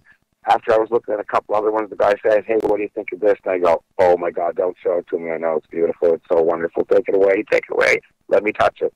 So I picked it up, and I was like, "How much is it?" And he goes, "That's about $10,000." I go, "Oh, God." I had my money in my pocket. I was like, "Oh, you're not going to do this. You're not going to go. I can't take it away. No, give me a bow." I picked it up. I played it. It was stunning. It was a 1929 Roth violin. And that violin is rare because in 1929, with the stock market crash, all the great symphony players in America that would have ordered one of these violins from Germany, handmade by the Roth family, they had to cancel their orders. Symphonies canceled their orders. All kinds of people couldn't buy them. So they were just relabeled the next year and sold as 1930s. But this one 1929 of, maybe 50 that ever got out that year, was there that day. And the story was that, a rich dentist or doctor had bought it in 1929 or 30 in Toronto, It sat in his house for 60 years. He died. The kids had it. They then took it for sale, and he never really played it. He played it for a Christmas carol once a year. And here it is going in my hands, and I know how to make a fiddle like that work. So I'm looking at it. I had to buy it. I took it. I went out to my car. That's a lie. I didn't take it yet. I went out to my car to call somebody to say I was going to get it. And they are somebody, again, part of that family of McGinnises that were in Cape Breton that were neighbors that really knew fiddle music. And I called them up and I said, how you doing? I said, I'm going to have the best Roth in Cape Breton. I'm going to have the best Roth in Cape Breton. They're like, what are you talking about? I said, I got this violin right now I'm going to buy. It's extraordinary. It's beautiful. It's blonde. It's perfect. I'm going to take it to the big festival in Cape Breton next year and play the best music they ever heard. It's going to be wild. People are going to love it. I have an instrument back that's going to make me sound great. Because the instrument I played from the beginning is no longer playable. That's gone through a lot of damages. So here I was getting one, talked to the guy. He said, Ashley, I got to tell you something. I said, what? He said, do you know your cousin Kristen Ryan? I said, well, sort of. He said, she died this morning. I said, what? And Kristen was like 18 years old, young girl, blonde, beautiful, athletic, just this charming girl who played the violin. And she was into soccer and everything else. And she had left down the area that day, got in a car accident in the morning, crashed, and died, tragically. So here I am, all full of myself about this violin. And the next thing is, did you hear your cousin, this violin player, was killed this morning? And I was just taken back. And I was pumping myself, thinking about how great it was, something I had that I could do with this fiddle. And, I had the money in my pocket. And this young girl never got to see through her life because of this horrible accident. It was gutted. I hung up the phone. I went inside. I said, okay, I'm buying the violin. And I left. I got back in the car with it. I looked at it, and it was this gorgeous blonde, and I said to myself, I never named an instrument before. I'm going to call you Kristen. You're my special fiddle. So I went home with it. I didn't play it publicly. I played it for a few months, and I played it wonderfully at my home. It sounded gorgeous. I was even learning to play classical music on it, which isn't natural for me so much. It just had such a tone. And then I had my first gig to go out and play. It was at a place called The Sanctuary. It was a former church that had been turned into a rock club down near Niagara Falls. It was sometime near the end of March. It was probably a St. Patrick's Day related event. And it was usually rock shows, but I was going in to do a traditional thing there. But, Ashley MacIsaac fans were coming out for whatever reason to be there during St. Patrick's Day. So it was pretty low-key from what I was doing. I wasn't, doing Devil in the Kitchen. I wasn't pumping it that way. I was playing my traditional music the way I know how, with a piano player and a guitar player. I go out on stage. I play like 2 numbers. It's balking. It's not working. All of a sudden, the one string won't stay in tune. The pickup isn't working. It's just funking out. So I put it in my case. I pick up my other regular fiddle. I play. That's that. I leave that night, and I thought, the balkans get in that fiddle. The ghosts were in it. It's not. I don't know why it didn't work. So I didn't play it again for a while. It's getting close then to mid-July, and I'm thinking about playing it. And I'm going to come down and play it for that concert now in Cape Breton. The week before, probably the 20th or 22nd of July, all of a sudden get the phone calls. Ashley, did you hear about the tragic event? No, what happened? 2 of your cousins were just killed in a car accident, and another person. And there were 7 other, there's 7 kids in this car. They came around in this area. They came too fast. They hit a bridge. It's tragic. So there I was coming home to Cape Breton to play this concert, and I'm not coming home now at a time of joy. I go out and I play, and at the start of this show on the Sunday, which is the day of one of the funerals, a big crowd there, I dedicate the show to the people, and, I play this, and it played well, and that was that. I went back home to Windsor, Ontario. When I'm sitting there, it's August, and all of a sudden, the neighbor shows up. I'm not there. I come home, and they had left a newspaper with the pictures of the 3 boys who had died on the front of this local Cape Breton paper that she had sent to her. And I put it on my table, and I'm looking at it, I'm thinking, oh, gosh, and it starts the story. It was a cold, misty day when Ashley played the fiddle for, and went on and talked about these guys. And so I'm thinking about it, and I don't save much stuff, but I thought I'm going to save that newspaper as a memory of what happened that year, this tragic event. And I went to my cupboard, and I put it in my top cupboard, and the lady, when I had moved into that house, she was an old lady from Cape Breton who had brought up in the 1950s holy water. It's from Cape Breton, so it's like 60 years in her house at that point. She'd brought it to my house, and I didn't want holy water in my house. I had a house in Cape Breton that burnt down and had holy water in it. That didn't stop it. I didn't care. But I didn't throw it away on her because it was, special. She gave it to me. I placed that holy water up on top of that newspaper, the boys. Closed the cupboard, didn't think about it. A couple of weeks later, all of a sudden I'm getting a weird vibe. And I get a call from her. She says, Ashley, a friend of mine is, from another one, a friend of hers was dying of cancer. Will you come play at this thing? I go and I sit and I play at it.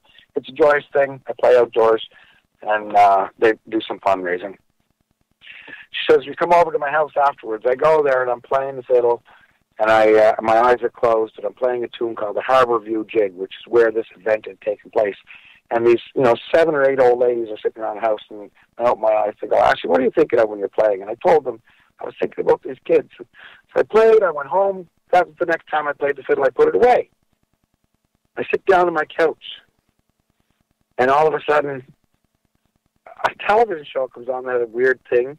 It was about somebody getting a knock on the door. It opens the show with the knock on the door, and all of a sudden, there's a policeman saying to this woman, your son has been killed. I'm going, ooh. And it made me think about that newspaper and these young people. And my phone rang.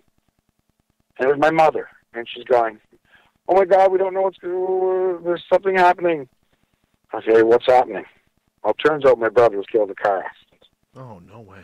So I'm sitting there and I'm going, okay, I just played this fiddle. I have all these thoughts around this fiddle. I bought it when a girl died, my cousin, in a car accident.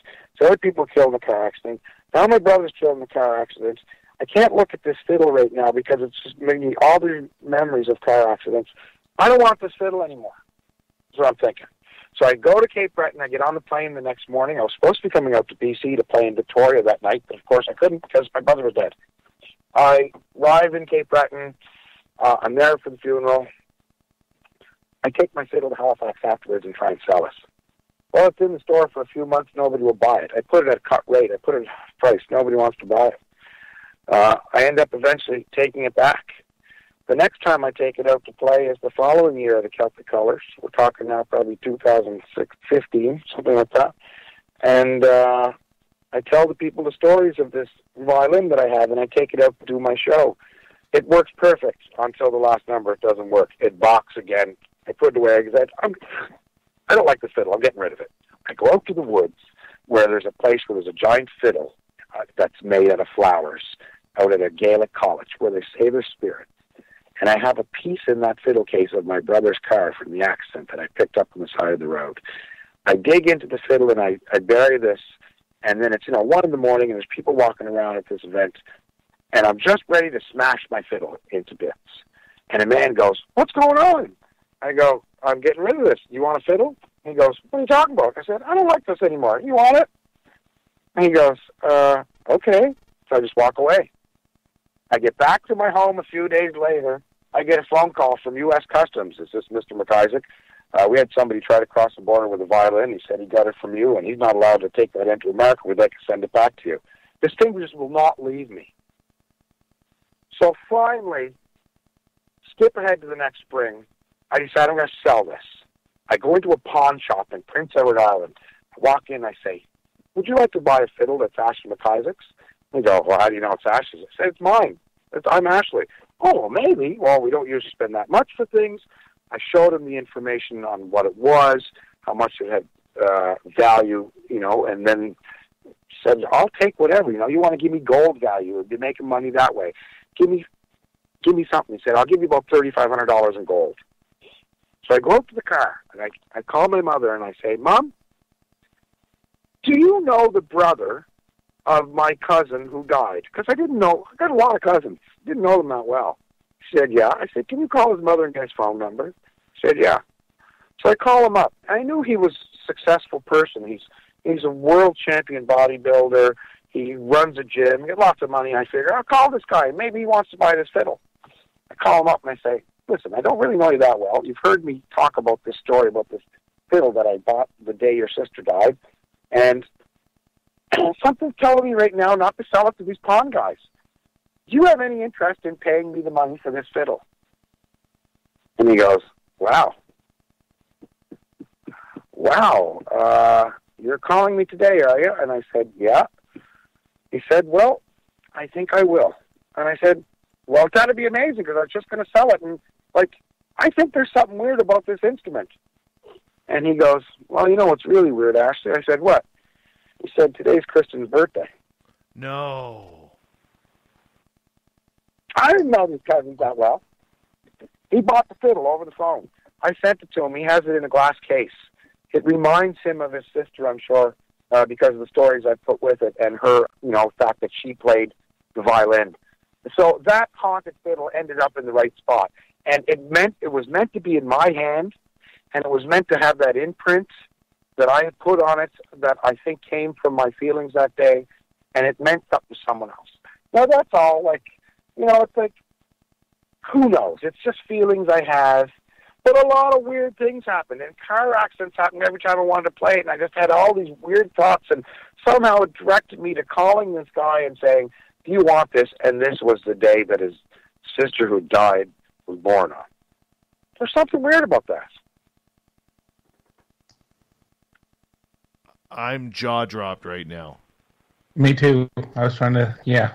Wow. That is a heavy, lots of information story.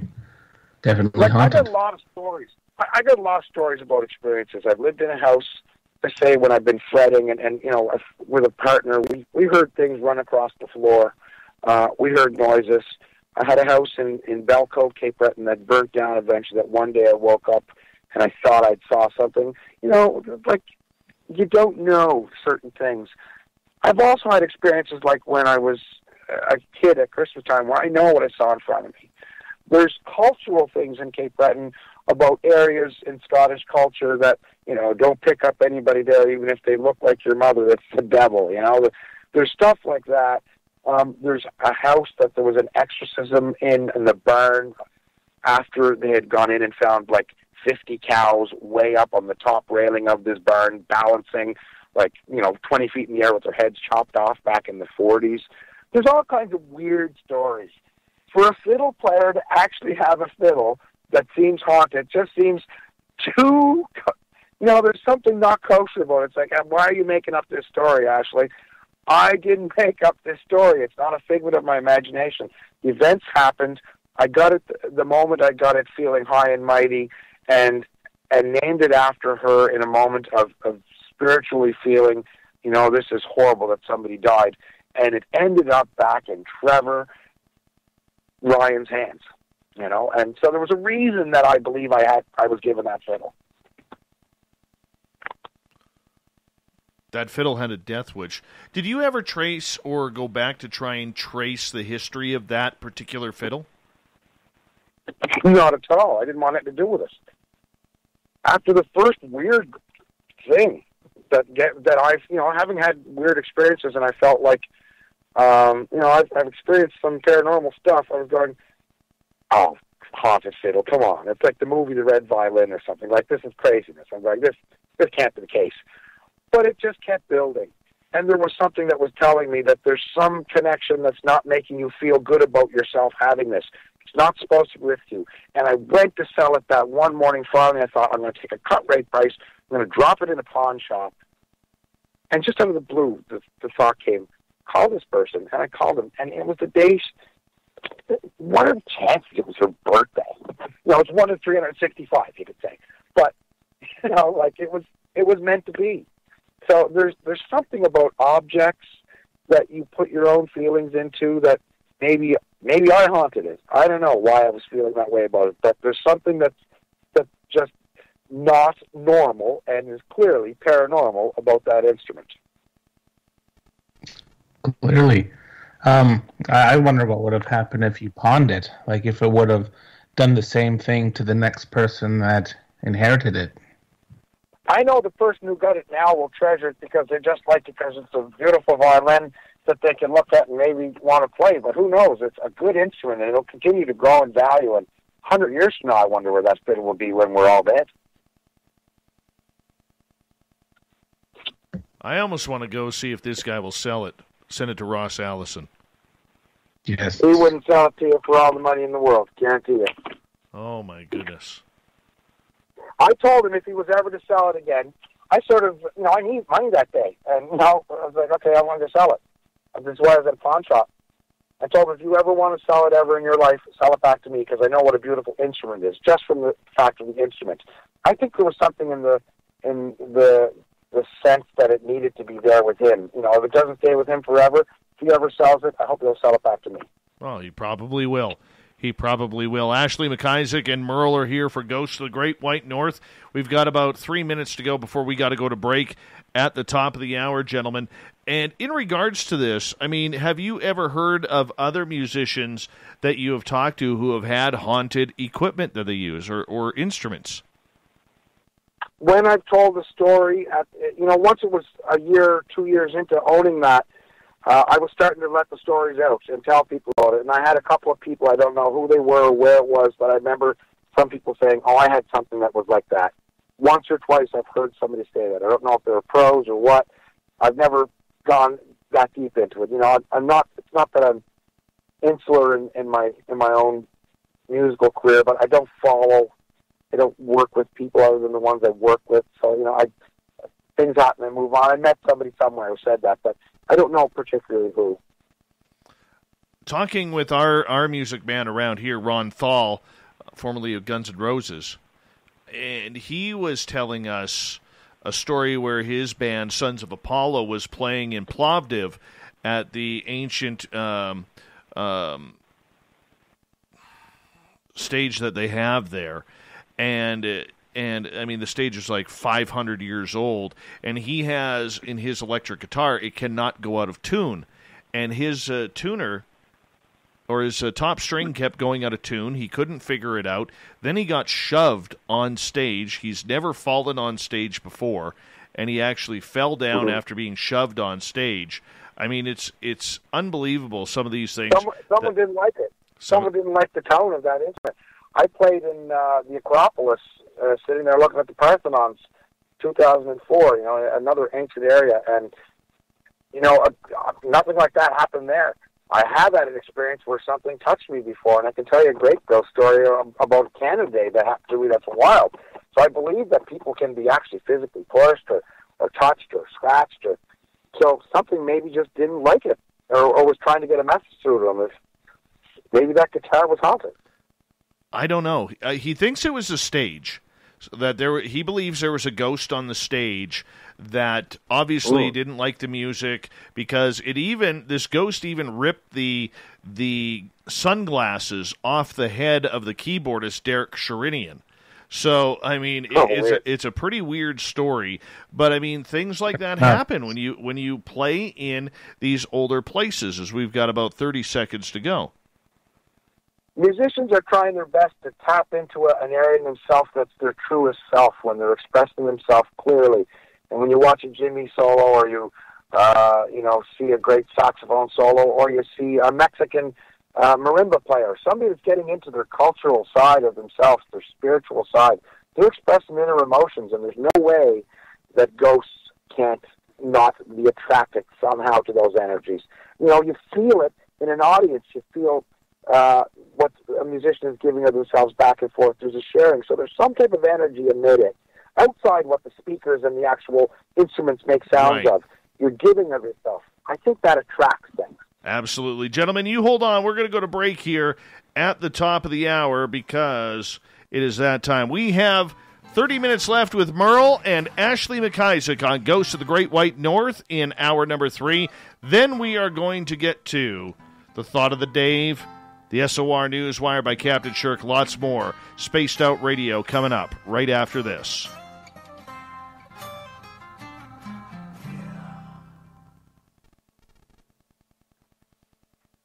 All right, gentlemen, we're clear.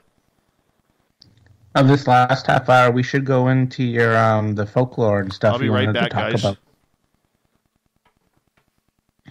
Yeah, there's some interesting things, and in Cape Breton, as I say, the Scottish side of story, they use the word toboggans, talking about ghosts and things, and there's specific animals that show up when people are supposed to be born or die in a certain family. There's, it being mostly Christian, there's lots of stories about black dogs showing up with red fiery eyes and standing up on their hind legs and doing things like that. And then, of course, there's stuff about, and I haven't had any experience with fairies and stuff, but a good old friend of mine just died last week, or 10 days ago. She was a very famous fiddle player. She was in her 90s, and I played a lot with her over the years. When she died, she was famous for having how she actually had got to become a fiddle player. Her whole family as kids learned back in the 1930s to play the fiddle from a bow, from a piece of wood that their father took out of, as she said, a fairy mound, a special piece of wood, and put horsehair on. And so there's there's funny mystical stories like that, right? Mm-hmm. Wow. I love the fiddle. Part of my heritage is Métis, and I love a lot of the Métis music with the fiddle. It's amazing. The Métis culture would have, French elements, and of course old Scottish music entering there from, Frobisher Bay and stuff. There's just cultural reasons to bring all kinds of melding there in the Métis to come up with some pretty unique ghost stories, I'm sure. Yeah. One more question about the fiddle that I was thinking about when you were talking about it. The higher end instruments like that, don't they have serial numbers in the inside that you could track to when it was bought or where it was bought? This one we could have traced because it just came from this one household, right? Oh, so we knew when it was okay. made and by whom, and it was in this one dentist or doctor's place in Toronto for years, and then the extended family had it. So there's, it eventually got serial numbered by me in my office to have it insured, and that's why it went to, when it went to the border, they found it on a carnet, it's called, a type of instrument serial number, that they said, hey, this shows that it's belonging to you, how can this person take this across the border? And they told the border people the story, and they're like, we're not going to let you take it in. So it was serial numbered for insurance purposes at one point. I can say that much. Okay, wow. All right. And, the next half hour will be good. I really want to go. I like the East Coast folklore. I don't know much about it. The stuff I've actually started recently. I don't either. I didn't follow it. I grew up watching and listening to like I say, listening to AM radio and going to movies and stuff. So, I just know culturally that there's a lot within the fiddle community, the notion of, people drinking around a party and telling stories and that sort of thing. So there's stuff that I've heard. But I think in the entirety of the East Coast, there's so much folklore for people to learn that are stories, that are probably paranormal. And I've never really gone on a hunt for it. There was a guy named Clary Croft who ran a radio program in Nova Scotia for years, and he used to tell some of the stories that were from around the Maritimes. I hear that sometimes. He did some of the transcriptions of Helen Creighton's music, which was a musicologist who went around the Maritimes in the early 1900s and collected music. So he was a very big folklorist, and I think there's probably more history down here than anyone would know unless you were an expert in it. And you could probably come on vacations to the Maritimes and go around to haunt a place forever. There's one very famous haunted house that burnt called the Marianne Spooks. There was a fire that happened there, and then there's the burning ship that shows up off of this coast where I'm from on Craignish area, off of Judic, which is supposed to be of a ship that crashed in the late 1800s. Everybody died on it, and it shows up burning right off the water. A lot of people have seen the burning ship. So there's definitely, in each area, I'm sure, around Nova Scotia, Newfoundland, Prince Island, New Brunswick, tons of stories that would make a very interesting paranormal vacation for people. I think so. Yeah, the ghost ships are really neat. I've read a lot of stories about the ghost ships on the East Coast, all the old merchant ships from the 17, 1800s and all that. I think I may have one night saw it way out in the water. I was 16, 17. It could have been lights. I never saw it the way people have described it when they're close, way close to the shore. That you would be able to distinguish it. And it's been a story for many, many years in this one spot right off of Judic, Cape Breton. And they say that there's a burning ship there. And I'm sure there's been books written about us. Dude, you are filled with awesome stories, man. Oh, hold on a second here. Block Chick in the chat room is going to watch Coldplay and eat ice cream. What are you talking about? Nobody watches Coldplay. You can't drop You can't drop a Coldplay. You can't drop a Coldplay in my chat room. That's sinful. I saw Coldplay play in Nova Scotia. They played at the Junos. It's one of the only times I've ever seen a big rock band play. They came down here in the early 2000s, and it was like, wow, they were awesome. Is that a bad thing?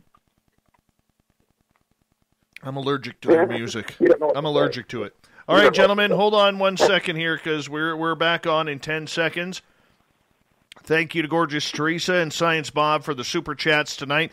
Give us a thumbs up if you like this show, or a thumbs down, one of the two. Here we go.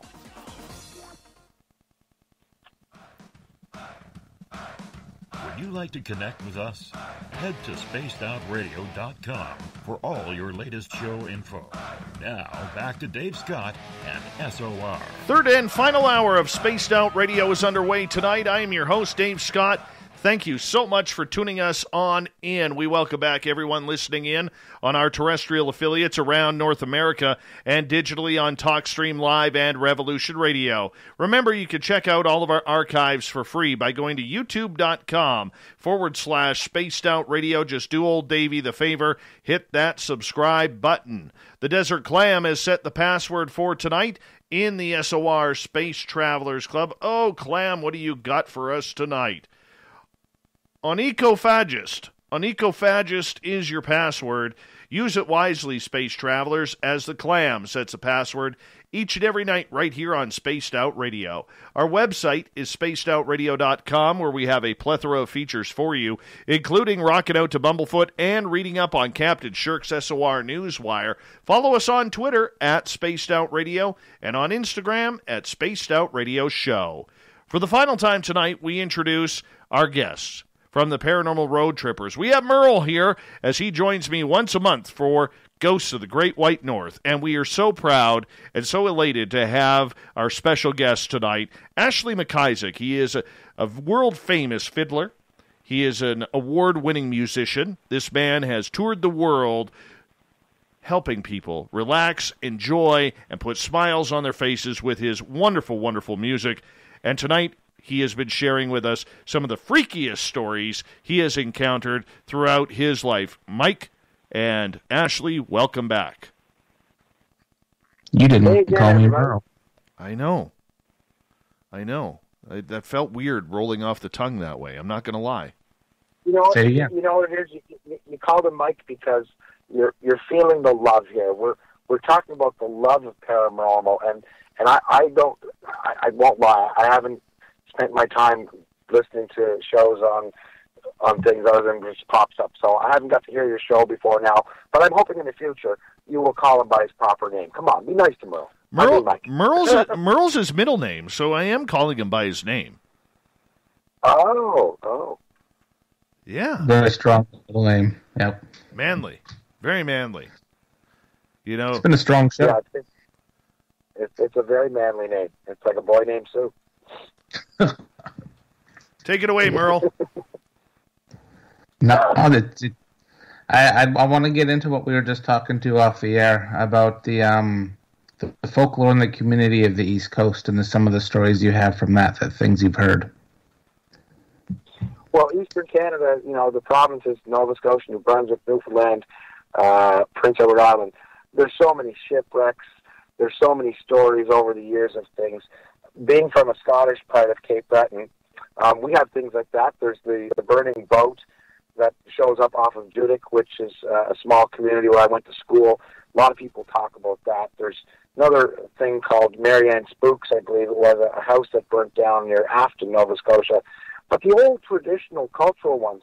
Now, I have personal ones myself that I've experienced. And my dad used to tell me stories about things he experienced of forerunners.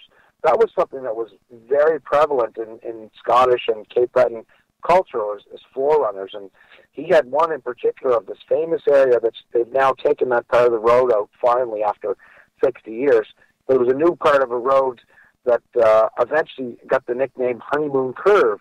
And he came driving down there one night, and as he drove down the road, he heard the squeal of the tires. He heard like an accident in front of him. He went off the road to the side of the road, went and looked, and he heard a wheel spinning. He heard moaning. He heard everything, but there was nothing there. And sure enough, 2 nights later, a couple was coming from their wedding in Port Hood, came around this new curve, went off the road, died there. It got nicknamed Honeymoon Curve. This type of forerunner and apparition are plentiful in the stories of the Cape Bretoners. And it goes back farther into the old Scottish culture, I think. You know, if you look into the notions of fairies, you look into the notion of leprechauns in Irish culture, that stuff is pretty mystical and fantastical, and I don't have any experience with that. We know of a lady who was famous here who just died, who her whole family, they were expert violin players, and they say they learned because in the 1930s, their father had found a stick in what they called a fairy mound and made a bow out of it, and they became some of the greatest fiddle players ever. Some of the stuff that interests me, though, are the actual ghost things, because I'm more in tune to that side of it and the scarier side.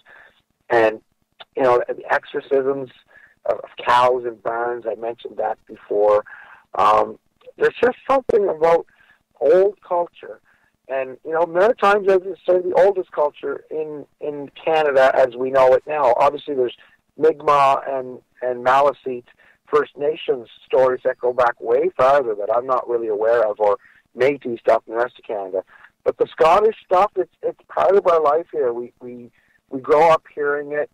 You hear stories about, you know, somebody playing a square dance back in the 50s on Good Friday, and the priest saying, no, you cannot have a square dance on that night. There's no reason to have music on Good Friday. And the locals saying, we're having it anyway. And then in the middle of the night, all of a sudden, up these 2 huge sets of stairs that came around a turn to the top of this dance hall, which is no longer there, but I used to play there as a kid.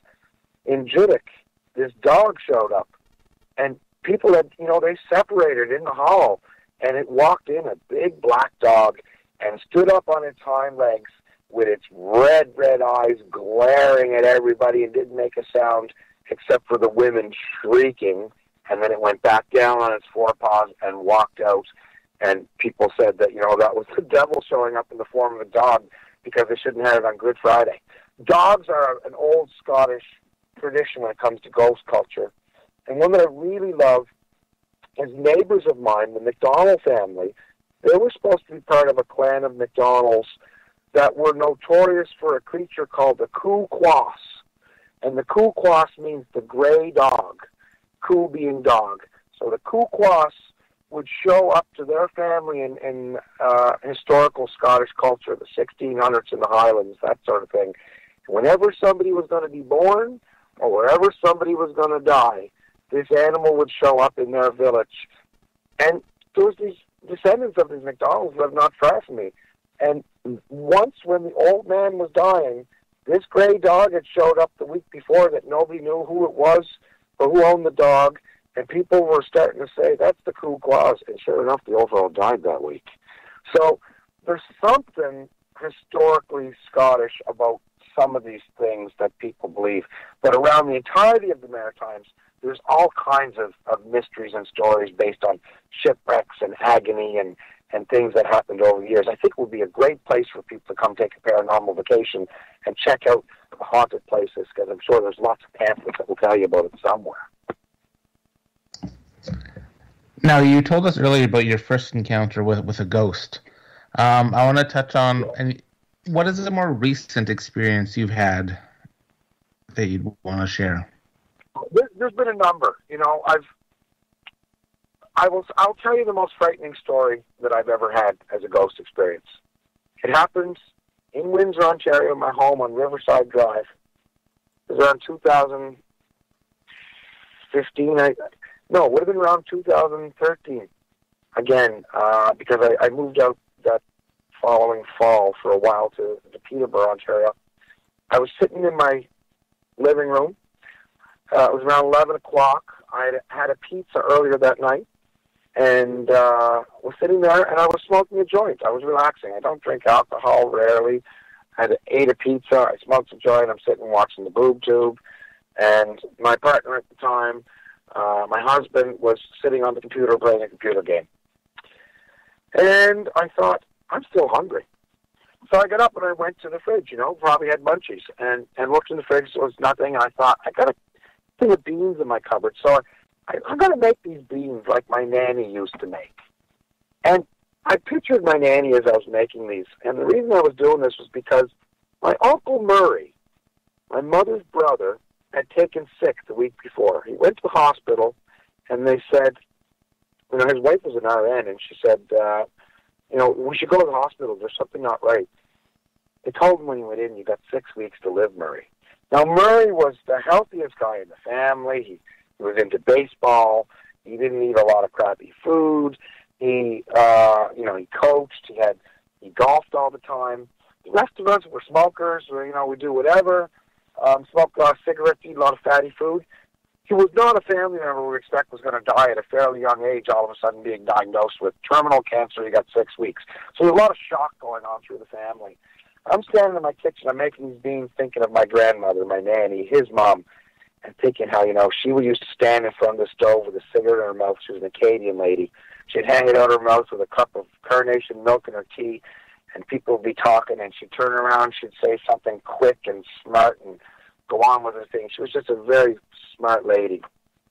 So, thinking about her as I'm making these, and I'm saying to my partner, hey, do you want some of these beans? He goes, I don't want any of that crap, that East Coast food. Blah, blah, blah. Okay, whatever.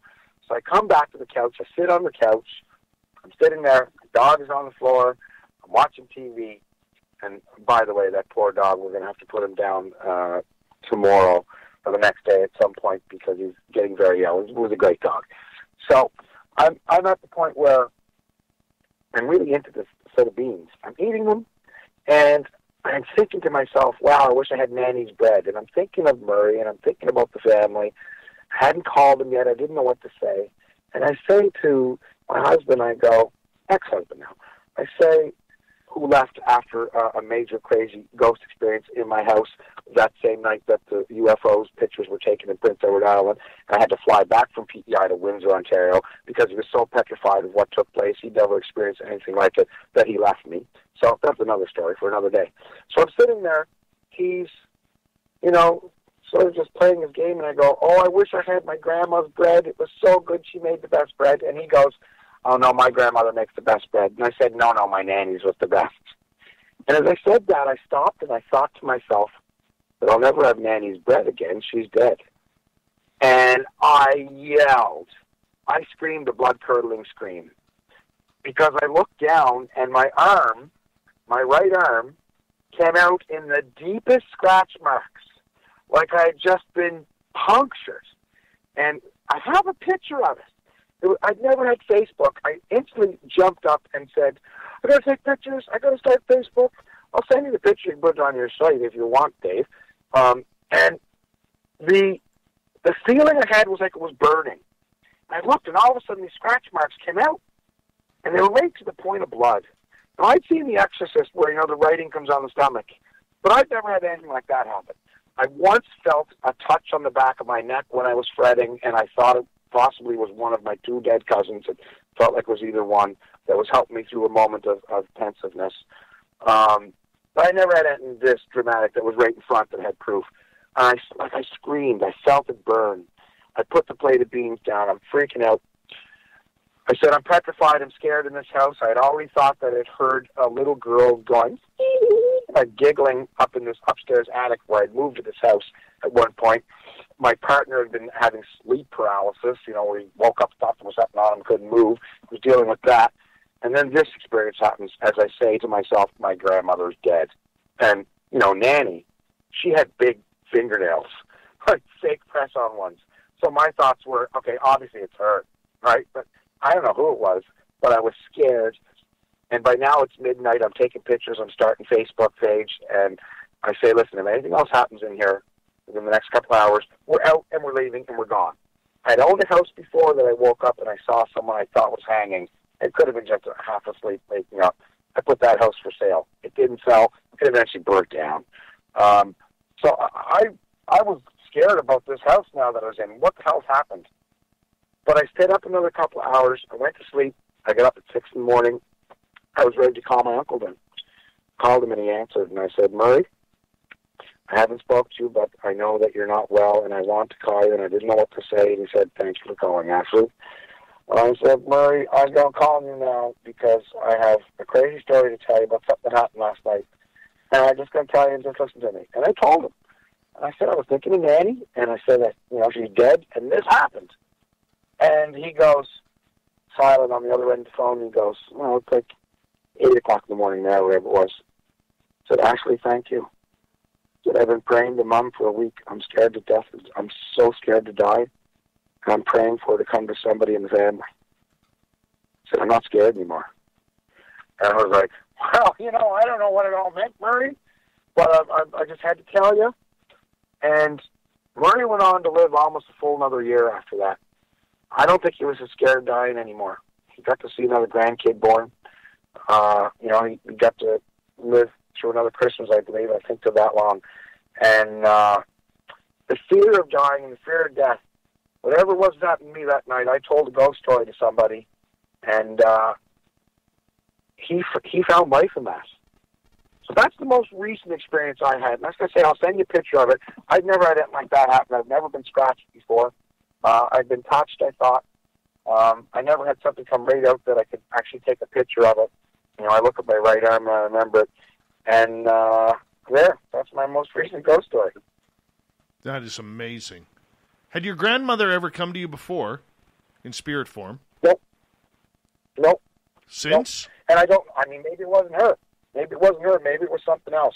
It seemed like I was talking about or thinking about the dead in my head, and so maybe something else attracted itself to me at that point. I don't know if it was her, but whatever it wasn't me. My dog was on the floor. I wasn't going to scratch myself viciously in my arm while I'm holding a fork with beans and the plate in the other hand. Like, I'm eating the beans, thinking this, and going, like I screamed with the pain, and then I looked at my arm. I don't know what it was. How many scratches was it? I'll send you the picture. It's like 3 fingernails going up that sort of spread out, and then it goes down the other side. There's 2, and it's like a scratch. It does a little direction, and then it looks like a third one. So it looks like 3 scratches came out instantly from 3 fingers. Yeah, I'd be interested to see that photo. That sounds... I'm going to send it to you right now.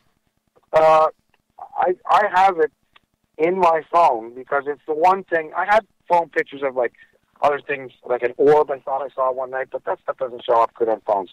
This is a direct picture of something scratching the crap out of me that wasn't there when I'm thinking about my dead grandmother in a house that I thought possibly might have been haunted before that, an old house I lived in. Dave, I'm going to send you an attachment right now if I can find it in my phone. That works for me. Hey, Ashley, as we only got about... Make sure you send me the right one. Sure. We only got about 5 minutes left with you tonight, my friend. And, for somebody who, has so much paranormal activity going on, do you ever wonder if it's you that's attracting all of this? No, I don't wonder at all. I think it is. Why do you think that's happening?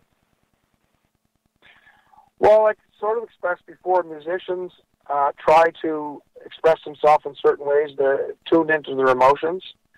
And when things are very intense, for somebody who uses logic, which is a musician, and uses emotions logically, like mathematically, to express them, when things get very difficult and frustrating, I think there's a certain pensive anger, stress, something that the brain is not knowing how to function then. And for some reason, I think that some of that stuff, be it from, a relationship issue, a career issue, whatever it is, some of that stuff I think that I've experienced as an adult, maybe it's attracted to that energy at that point. I can't explain that as a kid other than, like I said, I was going through these notions of what it meant to be gay in the world and what people are really like when it comes to that Christmas ghost experience. UFOs before that, don't know. Is there a reason that one person would be particularly attracted or would attract things more than the other? I don't think so. I think everybody could if you're tapped into a certain belief system, maybe. That's probably why a lot of people think it's just colloquialisms and rural people in Mexico and in Thailand, and people who talk about ghosts are, just a little bit, folky or not as astute. But I got my doctorates, in music. I'm a pretty well-versed person in careers and finances and jobs in life. And I don't consider myself a crazy person. If there's a reason that it's attracted to certain times in my life, I think that's probably scientifically explainable. We just don't have the science yet to explain it. And when it comes to, there's nothing special is the point. I think, if a person thought they were special and that's why they were getting it, okay, no. I think it's people either have an attuned ability, like they say animals do sometimes, dogs, or younger children are more open. Maybe musicians are more open. There's something in a personality trait that I can't put my finger on, but I would say that anybody else who hasn't experienced paranormal events, don't just assume that somebody's nuts because they have. Good advice. Merle? I'm thinking next time you're on the West Coast, you should come out on an investigation with us and experience the investigation side of the paranormal. I'd love to. We'll take I've never done it. Maybe that's the problem, though. I might be so happy doing it that nothing's interested me. What I'm getting at is that I think there's strength of energy that comes off of people with deep emotions and often with frustrated emotion. Maybe that's what attracts things. 100% think emotions and intentions and energy is what attracts things, especially with music. Like you play with a lot of emotion and feeling, and I think that is a beacon to attract other energies to you. Well, you're not necessarily, playing any music when you're just sitting in your living room and all of a sudden you get scratched. I'm sending you these pictures right now, Dave. Or, that you see a sea monster. Like, I don't know. I consider myself lucky, I got to say. I will really consider myself lucky if I ever see a Bigfoot. I'll end with that. Well, you know what? Coming to the West Coast, Merle and I are going to show you around some hauntings. We're going to take you to a couple of Bigfoot sites. And who knows, maybe the aliens will show up. You just never, ever know. I just sent you, Dave, I just sent you the pictures. If you can show them somehow on your website or whatever you're using there for YouTube with your phone, you'll see it pretty clearly what happened to me that night around Canada Day back 7 years ago. Got him. I will put them up later for everybody on Twitter and our YouTube feed to see. But, Ashley, I want to say thank you so much for taking the time to come on Spaced Out Radio and share your stories. It's been an absolute highlight for me to have you on here, and I know for Merle as well. We appreciate it, and hopefully we get to do it again. It's a great pleasure. I have lots of other, traditional ideas to talk about when it comes to folklore. And as a Nova Scotian, we all know about dimes showing up after somebody dies. For months afterwards, the blue nose coin shows up. It's happened to me in Ontario. There's weird things that I can talk about, but it's been an honor to be part of your show and to feel comfortable enough to speak this long about the paranormal, something I've never done, even speaking about fiddle music before in an interview that long. And I appreciate the opportunity so much, and I hope your listeners had fun. I certainly did. Oh, we will definitely do it again. We will stay in touch. Merle, we'll talk to you next month, my friend. Sounds good. Thanks, Ashley. Ciao. Coming up next, we have the SOR Newswire and the Thought of the Dave. Stay tuned as Spaced Out Radio continues right after this. Wow, what a show. What a show. We'll be back.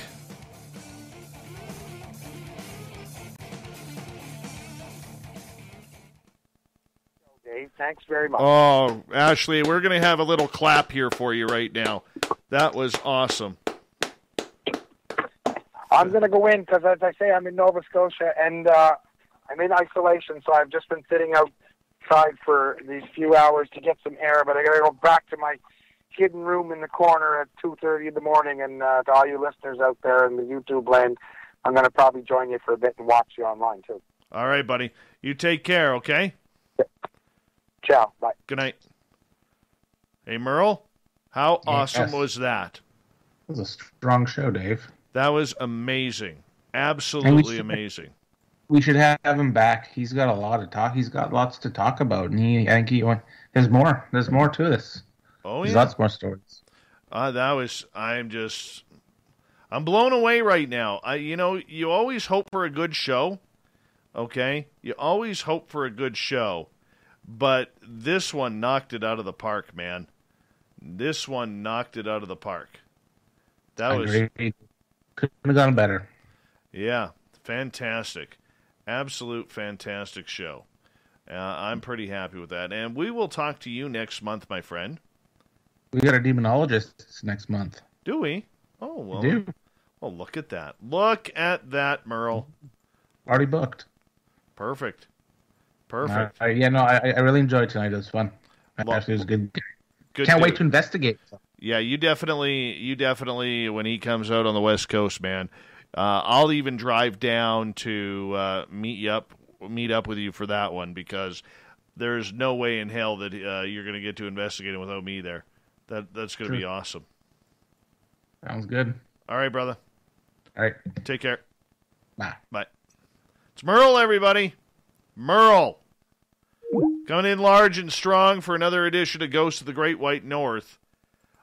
God, I hope you guys enjoyed that as much as I did. All right? That was an amazing, amazing show. And, I mean, you never know how a show is going to go, okay? And in talking to Ashley leading up to this show, I knew it was going to be good. I didn't even expect it to be this good. And I'm serious. I did not expect this show to be this good. And I would honestly rank this up there as a top 10 show that I have done. Honestly. Not just because he's famous and he's a world-class musician. That has really nothing to do with it.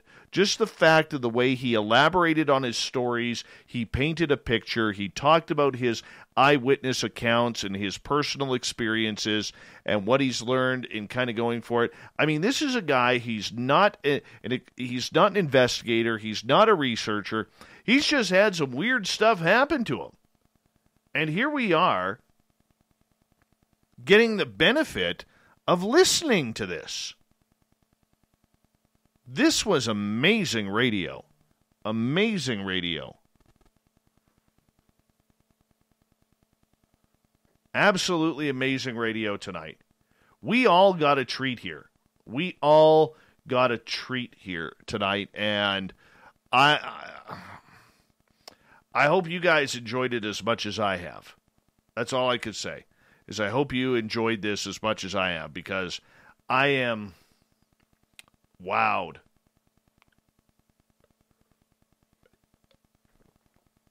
I think we can keep him, Bomber. I think we did enough to make him not only a fan of the show, but to make him a potential listener. Maybe? He wants a good alien probing. Yes, that was a highlight. Hey, Burrito, how you doing, man? That was fantastic. I just feel really, really good about this one. I really do. After the hard 10 days we have been putting in to have this show come off the way it has, hopefully we can end it strong and that I don't screw it up here. But amazing. Absolutely amazing. I'm so happy right now. So happy. Yeah, I got Ashley. I mean, I beat Corinth for once. Thanks, Chuck. I know you're listening. I appreciate all of your hard work in helping us get the studio going, my friend. You are amazing, and you are a mentor, and I love you, man. Thank you. All right. Here we go. Thank you to Ann, Teresa, and Science Bob for the super chats tonight. Really appreciate it. Here we're going to go kick off the news, everyone. Spaced Out Radio.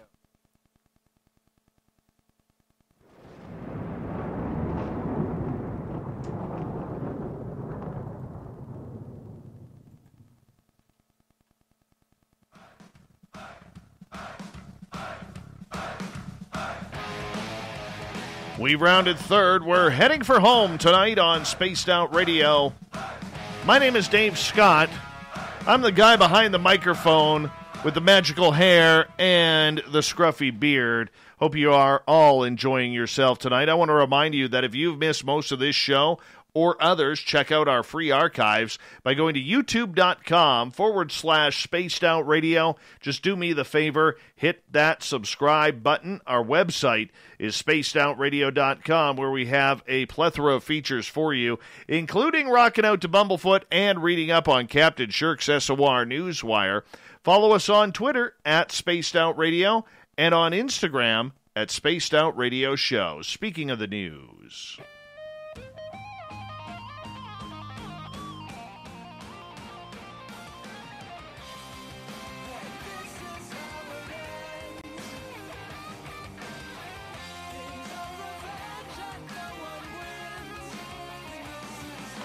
the news is always changing, which is why we bring you the SOR Newswire at the back end of every show, where we get to the weird, the strange, the wacky, and sometimes the downright scary. Oh yeah, this one kind of freaks me out a little bit, not gonna lie. In a year that seemingly just won't end, perhaps it's now not so surprising that NASA's newly discovered asteroid called 2020 SW will give Earth a not-so-socially distant pass. Discovered only on September 18th in Tucson, Arizona, the school bus-sized asteroid, which is estimated to be somewhere between 15 and 30 feet in diameter, is expected to graze past our planet's surface with about 13,000 miles of breathing room. This falls well below the orbit of our geostationary weather satellites, which are located at about 22,000 miles above Earth's surface. Oh yeah, this could cause some havoc here. Its closest approach to Earth will occur at 7:12 a.m. Eastern Time this coming Thursday, as it skirts over the southeastern Pacific Ocean near Australia and New Zealand. Its approach will be so close to Earth that our gravity will alter its speed and trajectory, according to earthsky.org. There are a large number of tiny asteroids like this one, and several of them approach our planet as close as this several times a year, says Paul Chodas, director of the Center of Near-Earth Object Studies at NASA's Jet Propulsion Laboratory in Southern California. Fortunately, the asteroid is not on an impact trajectory with Earth, and if it were, our atmosphere would likely break it apart, creating a bright meteor known as a fireball. Although we've received a 6-day heads up on this week's arrival of the asteroid 2020 SW, no one saw the SUV-sized asteroid called 2020 QG coming. It made history last month by becoming the closest non-impacting asteroid on record. In the early hours of August 16th, the asteroid passed within 1,800 miles of Earth's surface over the Indian Ocean and was only discovered after zipping past our planet. Its small size, estimated to be between 10 and 20 feet, widely played a role in our ability to spot it coming. The record-breaking close approach was a galactic equivalent of a bullet grazing one's skin. But fortunately, the small size of the asteroid would have likely resulted in it breaking apart, even if its trajectory had lined up with Earth. A man caught on surveillance video is suspected of stealing cat blood from a veterinary clinic in Florida. Oh, Florida, man. You never, ever disappoint, do you? Yeah, the St. Johns County Sheriff's Office posted pictures showing the man who walked up to the door of the Anastasia Cat Clinic on September 17th. The man was seen touching and inspecting an Antec Diagnostics blood box before leaving the area, sheriff's officials said. About 20 minutes later, though, a truck seen in the parking area and a man wearing the same clothing walked up to the clinic and took the box. The box contained 4 vials of cat blood. The vehicle then left the area. The box contained the blood vials, amounted to about $600 in losses for the clinic, investigators said. Who steals cat blood? Who steals that? Is this some new fandangoed injection thing that people are doing in Florida now? What, was meth not enough? No?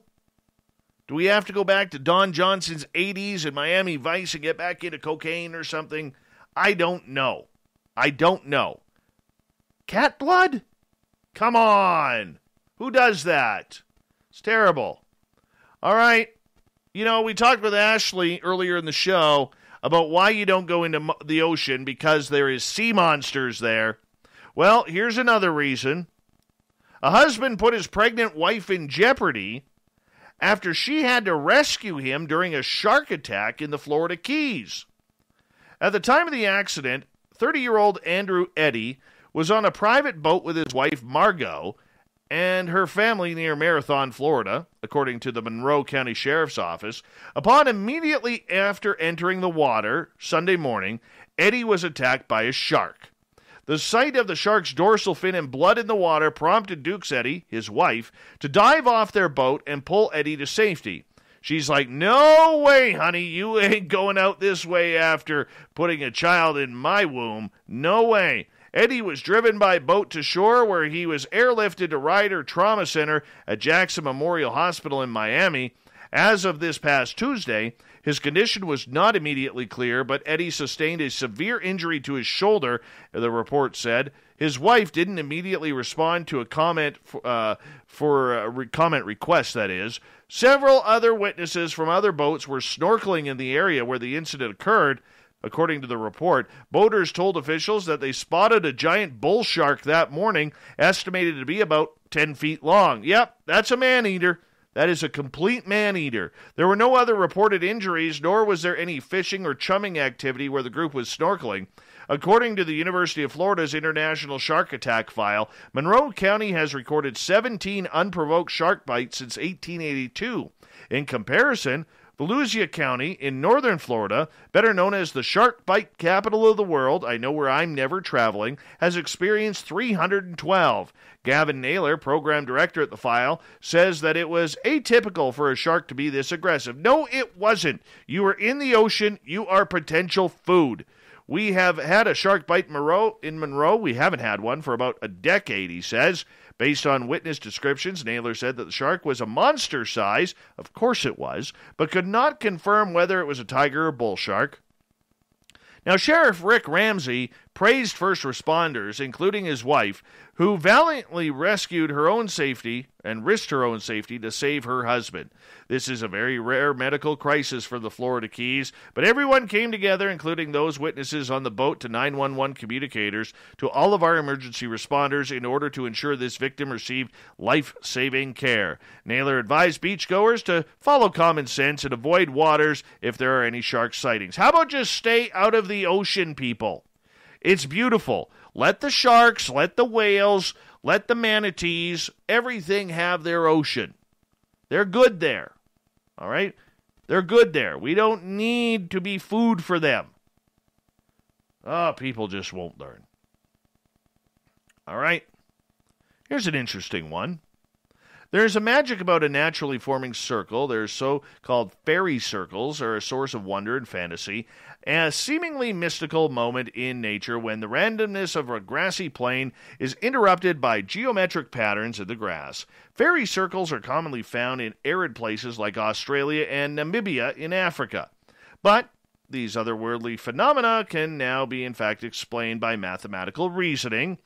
Yes, of course, a new scientific study explains grasses that create fairy circles do so to adapt to dry conditions and make them more favorable for life to thrive. Researchers report In this new way, the vegetation is able to engineer its own ecosystem to maximize its potential for survival. Using drone-mounted cameras, spatial statistics, and computer mapping, the researchers behind the new study scoured the Australian outback for evidence of this phenomena in action. Well, they found it. They tracked whether the plants called the Triodia grasses were thriving by assigning them to vitality status, ranging from a high to low. What they found suggests a curious mathematical underpinning to how these circles arise. Imagine that. An underpinning. Yes. The results confirm a model of originally developed by a mathematician and computer scientist, Alex Turing. The Turing pattern. That's Alan Turing. The theory explains in certain systems, random disturbances and something called a reaction diffusion mechanism can strongly play a pattern in structures of nature. The same model has been used to describe other striking patterns like stripes on a zebrafish and the shape of a shark's scales. Now researchers say that we can apply this same model to the majestic circles found in the Australian outback. Yeah. It's aliens. It's gnomes. It's little people. None of this science stuff. Come on! Where's the woo in that? Stephen Getson, researcher at the University of Göttingen, a study leader as well, explains why pinning Turing's model to fairy circles is unique. He says the intriguing thing is that the grasses are actively engineering their own environment by forming a symmetrically shaped space patterns. The vegetation begins and benefits for the additional runoff water provided by the large fairy circles, and so keeps the arid ecosystem functional even in very harsh, dry conditions. Oh, isn't that nice? The fairies are watering their lawn, and they say they've figured it out by math. An ordinary workday quickly turned into a rescue mission after a bridge inspector spotted a stranded dog 120 feet above the Mississippi River. Oh, the poor puppy.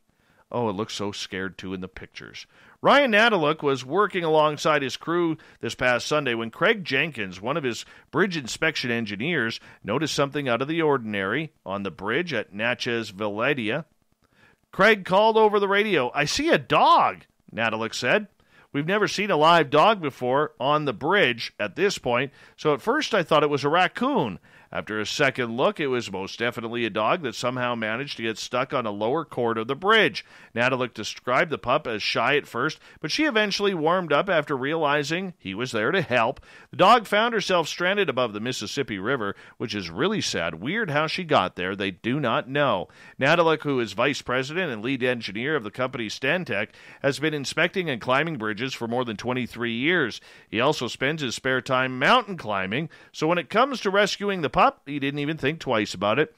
"I go camping and climbing all over the world with my family and my dog. I have had to bring my own dog across rivers and even haul them up peaks, and over time, I've just figured out how to make makeshift harnesses." Little did he know such an experience would come in handy. After alerting police, Nadaluk jumped into action for the impromptu rescue. He used a piece of cord that he fashioned into a harness to make sure she would be secure. His company tweeted a video of the rescue and described the moment as being in the right place at the right time. Nadaluk said he climbed down onto the bridge deck and placed the dog in the harness. The video then shows him working with Officer John Fenley to pull the little girl up to safety. He says he was concerned that the pup may have been injured, but those fears were quickly subsided. When we got her up, she just started walking immediately and wagging her tail, and you could tell that she was really happy. Good for this man. Good for this man. Feel good story there. Love those. Here's a stinky one, though. I don't know where Shirky Poo here is finding all of these, but we're going to run with it. Firefighters in Britain said crews from 3 towns spent 3 hours extinguishing the flames from a blaze that started with a 22-ton pile. 22-ton pile. Yes, you heard that right. Of chicken manure. Yes, the chickie poo went up in flames. Suffolk Fire and Rescue Services said crews from Leiston, Eye, and Stowmarket responded to the property near Mendlesham when the foul-smelling foul droppings erupted in flames. Others said the officers Took about 3 hours to extinguish the stinky blaze. No injuries were reported. However, the chickens seemed to have a little bit of laughter. Experts say the chemicals in the poultry manure could cause spontaneous combustions when a pile becomes too large to allow heat to escape. That is one stinky situation. 96-year-old Pennsylvania woman has become the first person at her local bowling alley to roll a no-tap 300, meaning she knocked down at least 9 pins in each frame. Wouldn't that be 10 pins if it's a 300? Sarah Lyons, who will be 97 on November 30th, was bowling at Kennedy Lanes and McKee's Rocks when she finished her game with a score of 300, becoming the first person to do so at the alley. I had all strikes in a row, not an open frame at all, she says. Lyons said she'd been bowling since 27 years old. This marked her first 300 score. That's hard, she said. It's hard for a woman to do that, especially seniors. Lyons said she focused on her family, keeps her health healthy, and she stays alert. It's how I feel inside. I just have to keep going, Lyons said. I won't give up. I won't give up no matter how old I am. The bowling alley congratulated her in their Facebook post, calling her quite the pistol. Congratulations on your 300, Sarah, the post read. My goodness, I can barely score 100 on bowling. I suck at bowling. She's rolling a 300. A Tennessee boy who addressed a message in a bottle to the Tooth Fairy after losing his teeth at a South Carolina beach received a reply in the mail from a generous stranger, his mother said. Ashley MacIsaac of Knox County said her son Lucas was visiting Myrtle Beach with his family in June when he lost his tooth while boogie boarding, and it disappeared into the surf. MacIsaac helped Lucas write a letter to the Tooth Fairy explaining the incident, and the note was put inside a bottle and thrown into the ocean. The package contained a letter addressed to Lucas and signed by the Tooth Fairy. I hope you had a fun vacation at the beach. I'm so sorry that you lost your tooth in the surf. I got your message in the bottle, so I wasn't worried about not finding it right away, the letter reads. Good news, mermaids found your tooth and gave it to me. The mermaid wanted you to have this shark tooth to remember your vacation. Brush your teeth 2 times every day to keep it pretty for me. Flossing is good too. Stay safe, the anonymous person wrote. How warm is that? That is awesome. MacIsaac said the package contained a shark tooth necklace for Lucas, but did not include any information that might identify the kind stranger. Well, it's because it's a tooth fairy. It's supposed to be magical. Wish I could find the person who found our message in a bottle and tell them how appreciative we are of their gift, their kindness, and their love to spread the Tooth Fairy cheer. That is very, very awesome. Very, very awesome. And finally, oh yes, finally, authorities in Michigan County are investigating reports of a crocodile or similar animal lurking in a local river, and the creature may have been caught on camera. Macomb County Animal Control said 3 separate reports were made of a reptile swimming in the Clinton River in Harrison Township. No word if it was Hillary. With the first call coming in a few weeks ago and the most recent sighting reported just this week. The caller said the animal appeared to be a crocodile or a caiman or a Hillary or something close to the larger reptile cousins. The mystery animal was reported to be about 3 feet long. Animal Control Officer Jeff Randazzo said investigators have not been able to yet verify these reported sightings.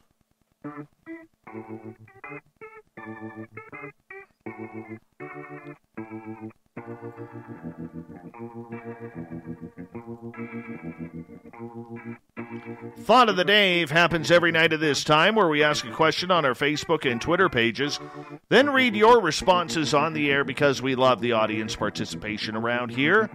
Today's Thought of the Dave is as follows. Which famous person's paranormal supernatural story would you like to hear? Start off on Twitter with Katera. I'm convinced Al Gore is an experiencer. I'd like for him to talk about it. Rano, he wants to hear Dan Aykroyd's stories. So does John, because he is shockingly knowledgeable. He has had interesting experiences. He's quite funny, and he's Canadian. Yes, of course. Always got to throw in the Canadian thing there. Jason, although she passed, I would love the opportunity to spend the day with Lorraine Warren. The things she must have seen and experienced would be truly astonishing. Let's go over to Jeff. He has a man crush on Merle. He goes, Merle! I want to investigate with Merle. A legend in his own, always has good stories. Side note, really looking forward to tonight's show. Hope you enjoyed it, Jeff. Thank you. Jim wants to meet up with Dan Aykroyd as well because he's been a big believer for decades. Heidi, John Lennon said he saw UFOs. It would have been very interesting to hear his accounts. Also, there was UFOs sighted during the filming of Close Encounters, so would like to hear about those as well. They were sighted during the filming in Gary, Indiana, I believe, she says. Gabe, he wants Mel from Mel's whole story. It's because he never gets sick of it. Nicole, I'm going to butcher this name, and I apologize. Kai Mouge? Kai Mouge? He is probably the most renowned physical medium working today, and I would love to hear more about his origin story. I've heard he's been practicing since a young age. Lee, the Enfield poltergeist always gives me the goosebumps. Corey wants to hear from John Ramirez, born into a family of Satanists, and was a high-ranking warlock, then turned to God, and was attacked for nights on end. Oh, Corey, that sounds like a very, very good booking for this show. Let's try and get John Ramirez. That would be great. Davey, I want to know all about the June 1977 briefing that left President Jimmy Carter in tears. Ron, the Ukrainian watermelon. I would love to hear all the stories about the ghosts in the White House. Mary has my choice. We're going to end it right here. Sammy Hagar. Oh, yes. When love walks in, contact is all it takes. Isn't that right? Isn't that right? Well, maybe we have time for a couple more. Vivian, anyone, as long as it's the truth. And Catherine gets the final word because we're going to be out by then. Mother Teresa, I would love to hear her speak of the miracles she witnessed. Thank you to everybody participating in the Thought of the Day. We will do it all again tomorrow night on Facebook and Twitter. Thank you to Captain Shirk for a wonderful yet scary session of the SOR Newswire, which can be found on our website. And, of course, to Merle from Paranormal Road Trippers and Ashley MacIsaac for joining us on Ghosts of the Great White North. We got Mr. Ron Bumblefoot Thaw rocking in the background with Little Brother is Watching. Bumblefoot is the official music of Spaced Out Radio, rocking us in and out of every single show. Get your horns up for the guitar god himself. Special thanks to everybody listening in at home, at work, in your cars, wherever you may be. Thank you to everybody participating in our chat rooms on Spreaker, YouTube, LGAB, Revolution Radio, Facebook, Space Travelers Club at our website, and on Twitter at hashtag SpacedOutRadio. Remember, this show is copyright by Spaced Out Radio and SOR Media Ventures Limited. Thank you so much for choosing to share your evening with us, because together, my friends, we own the night. Mr. Bumblefoot, we need a favor. We need you to take us home.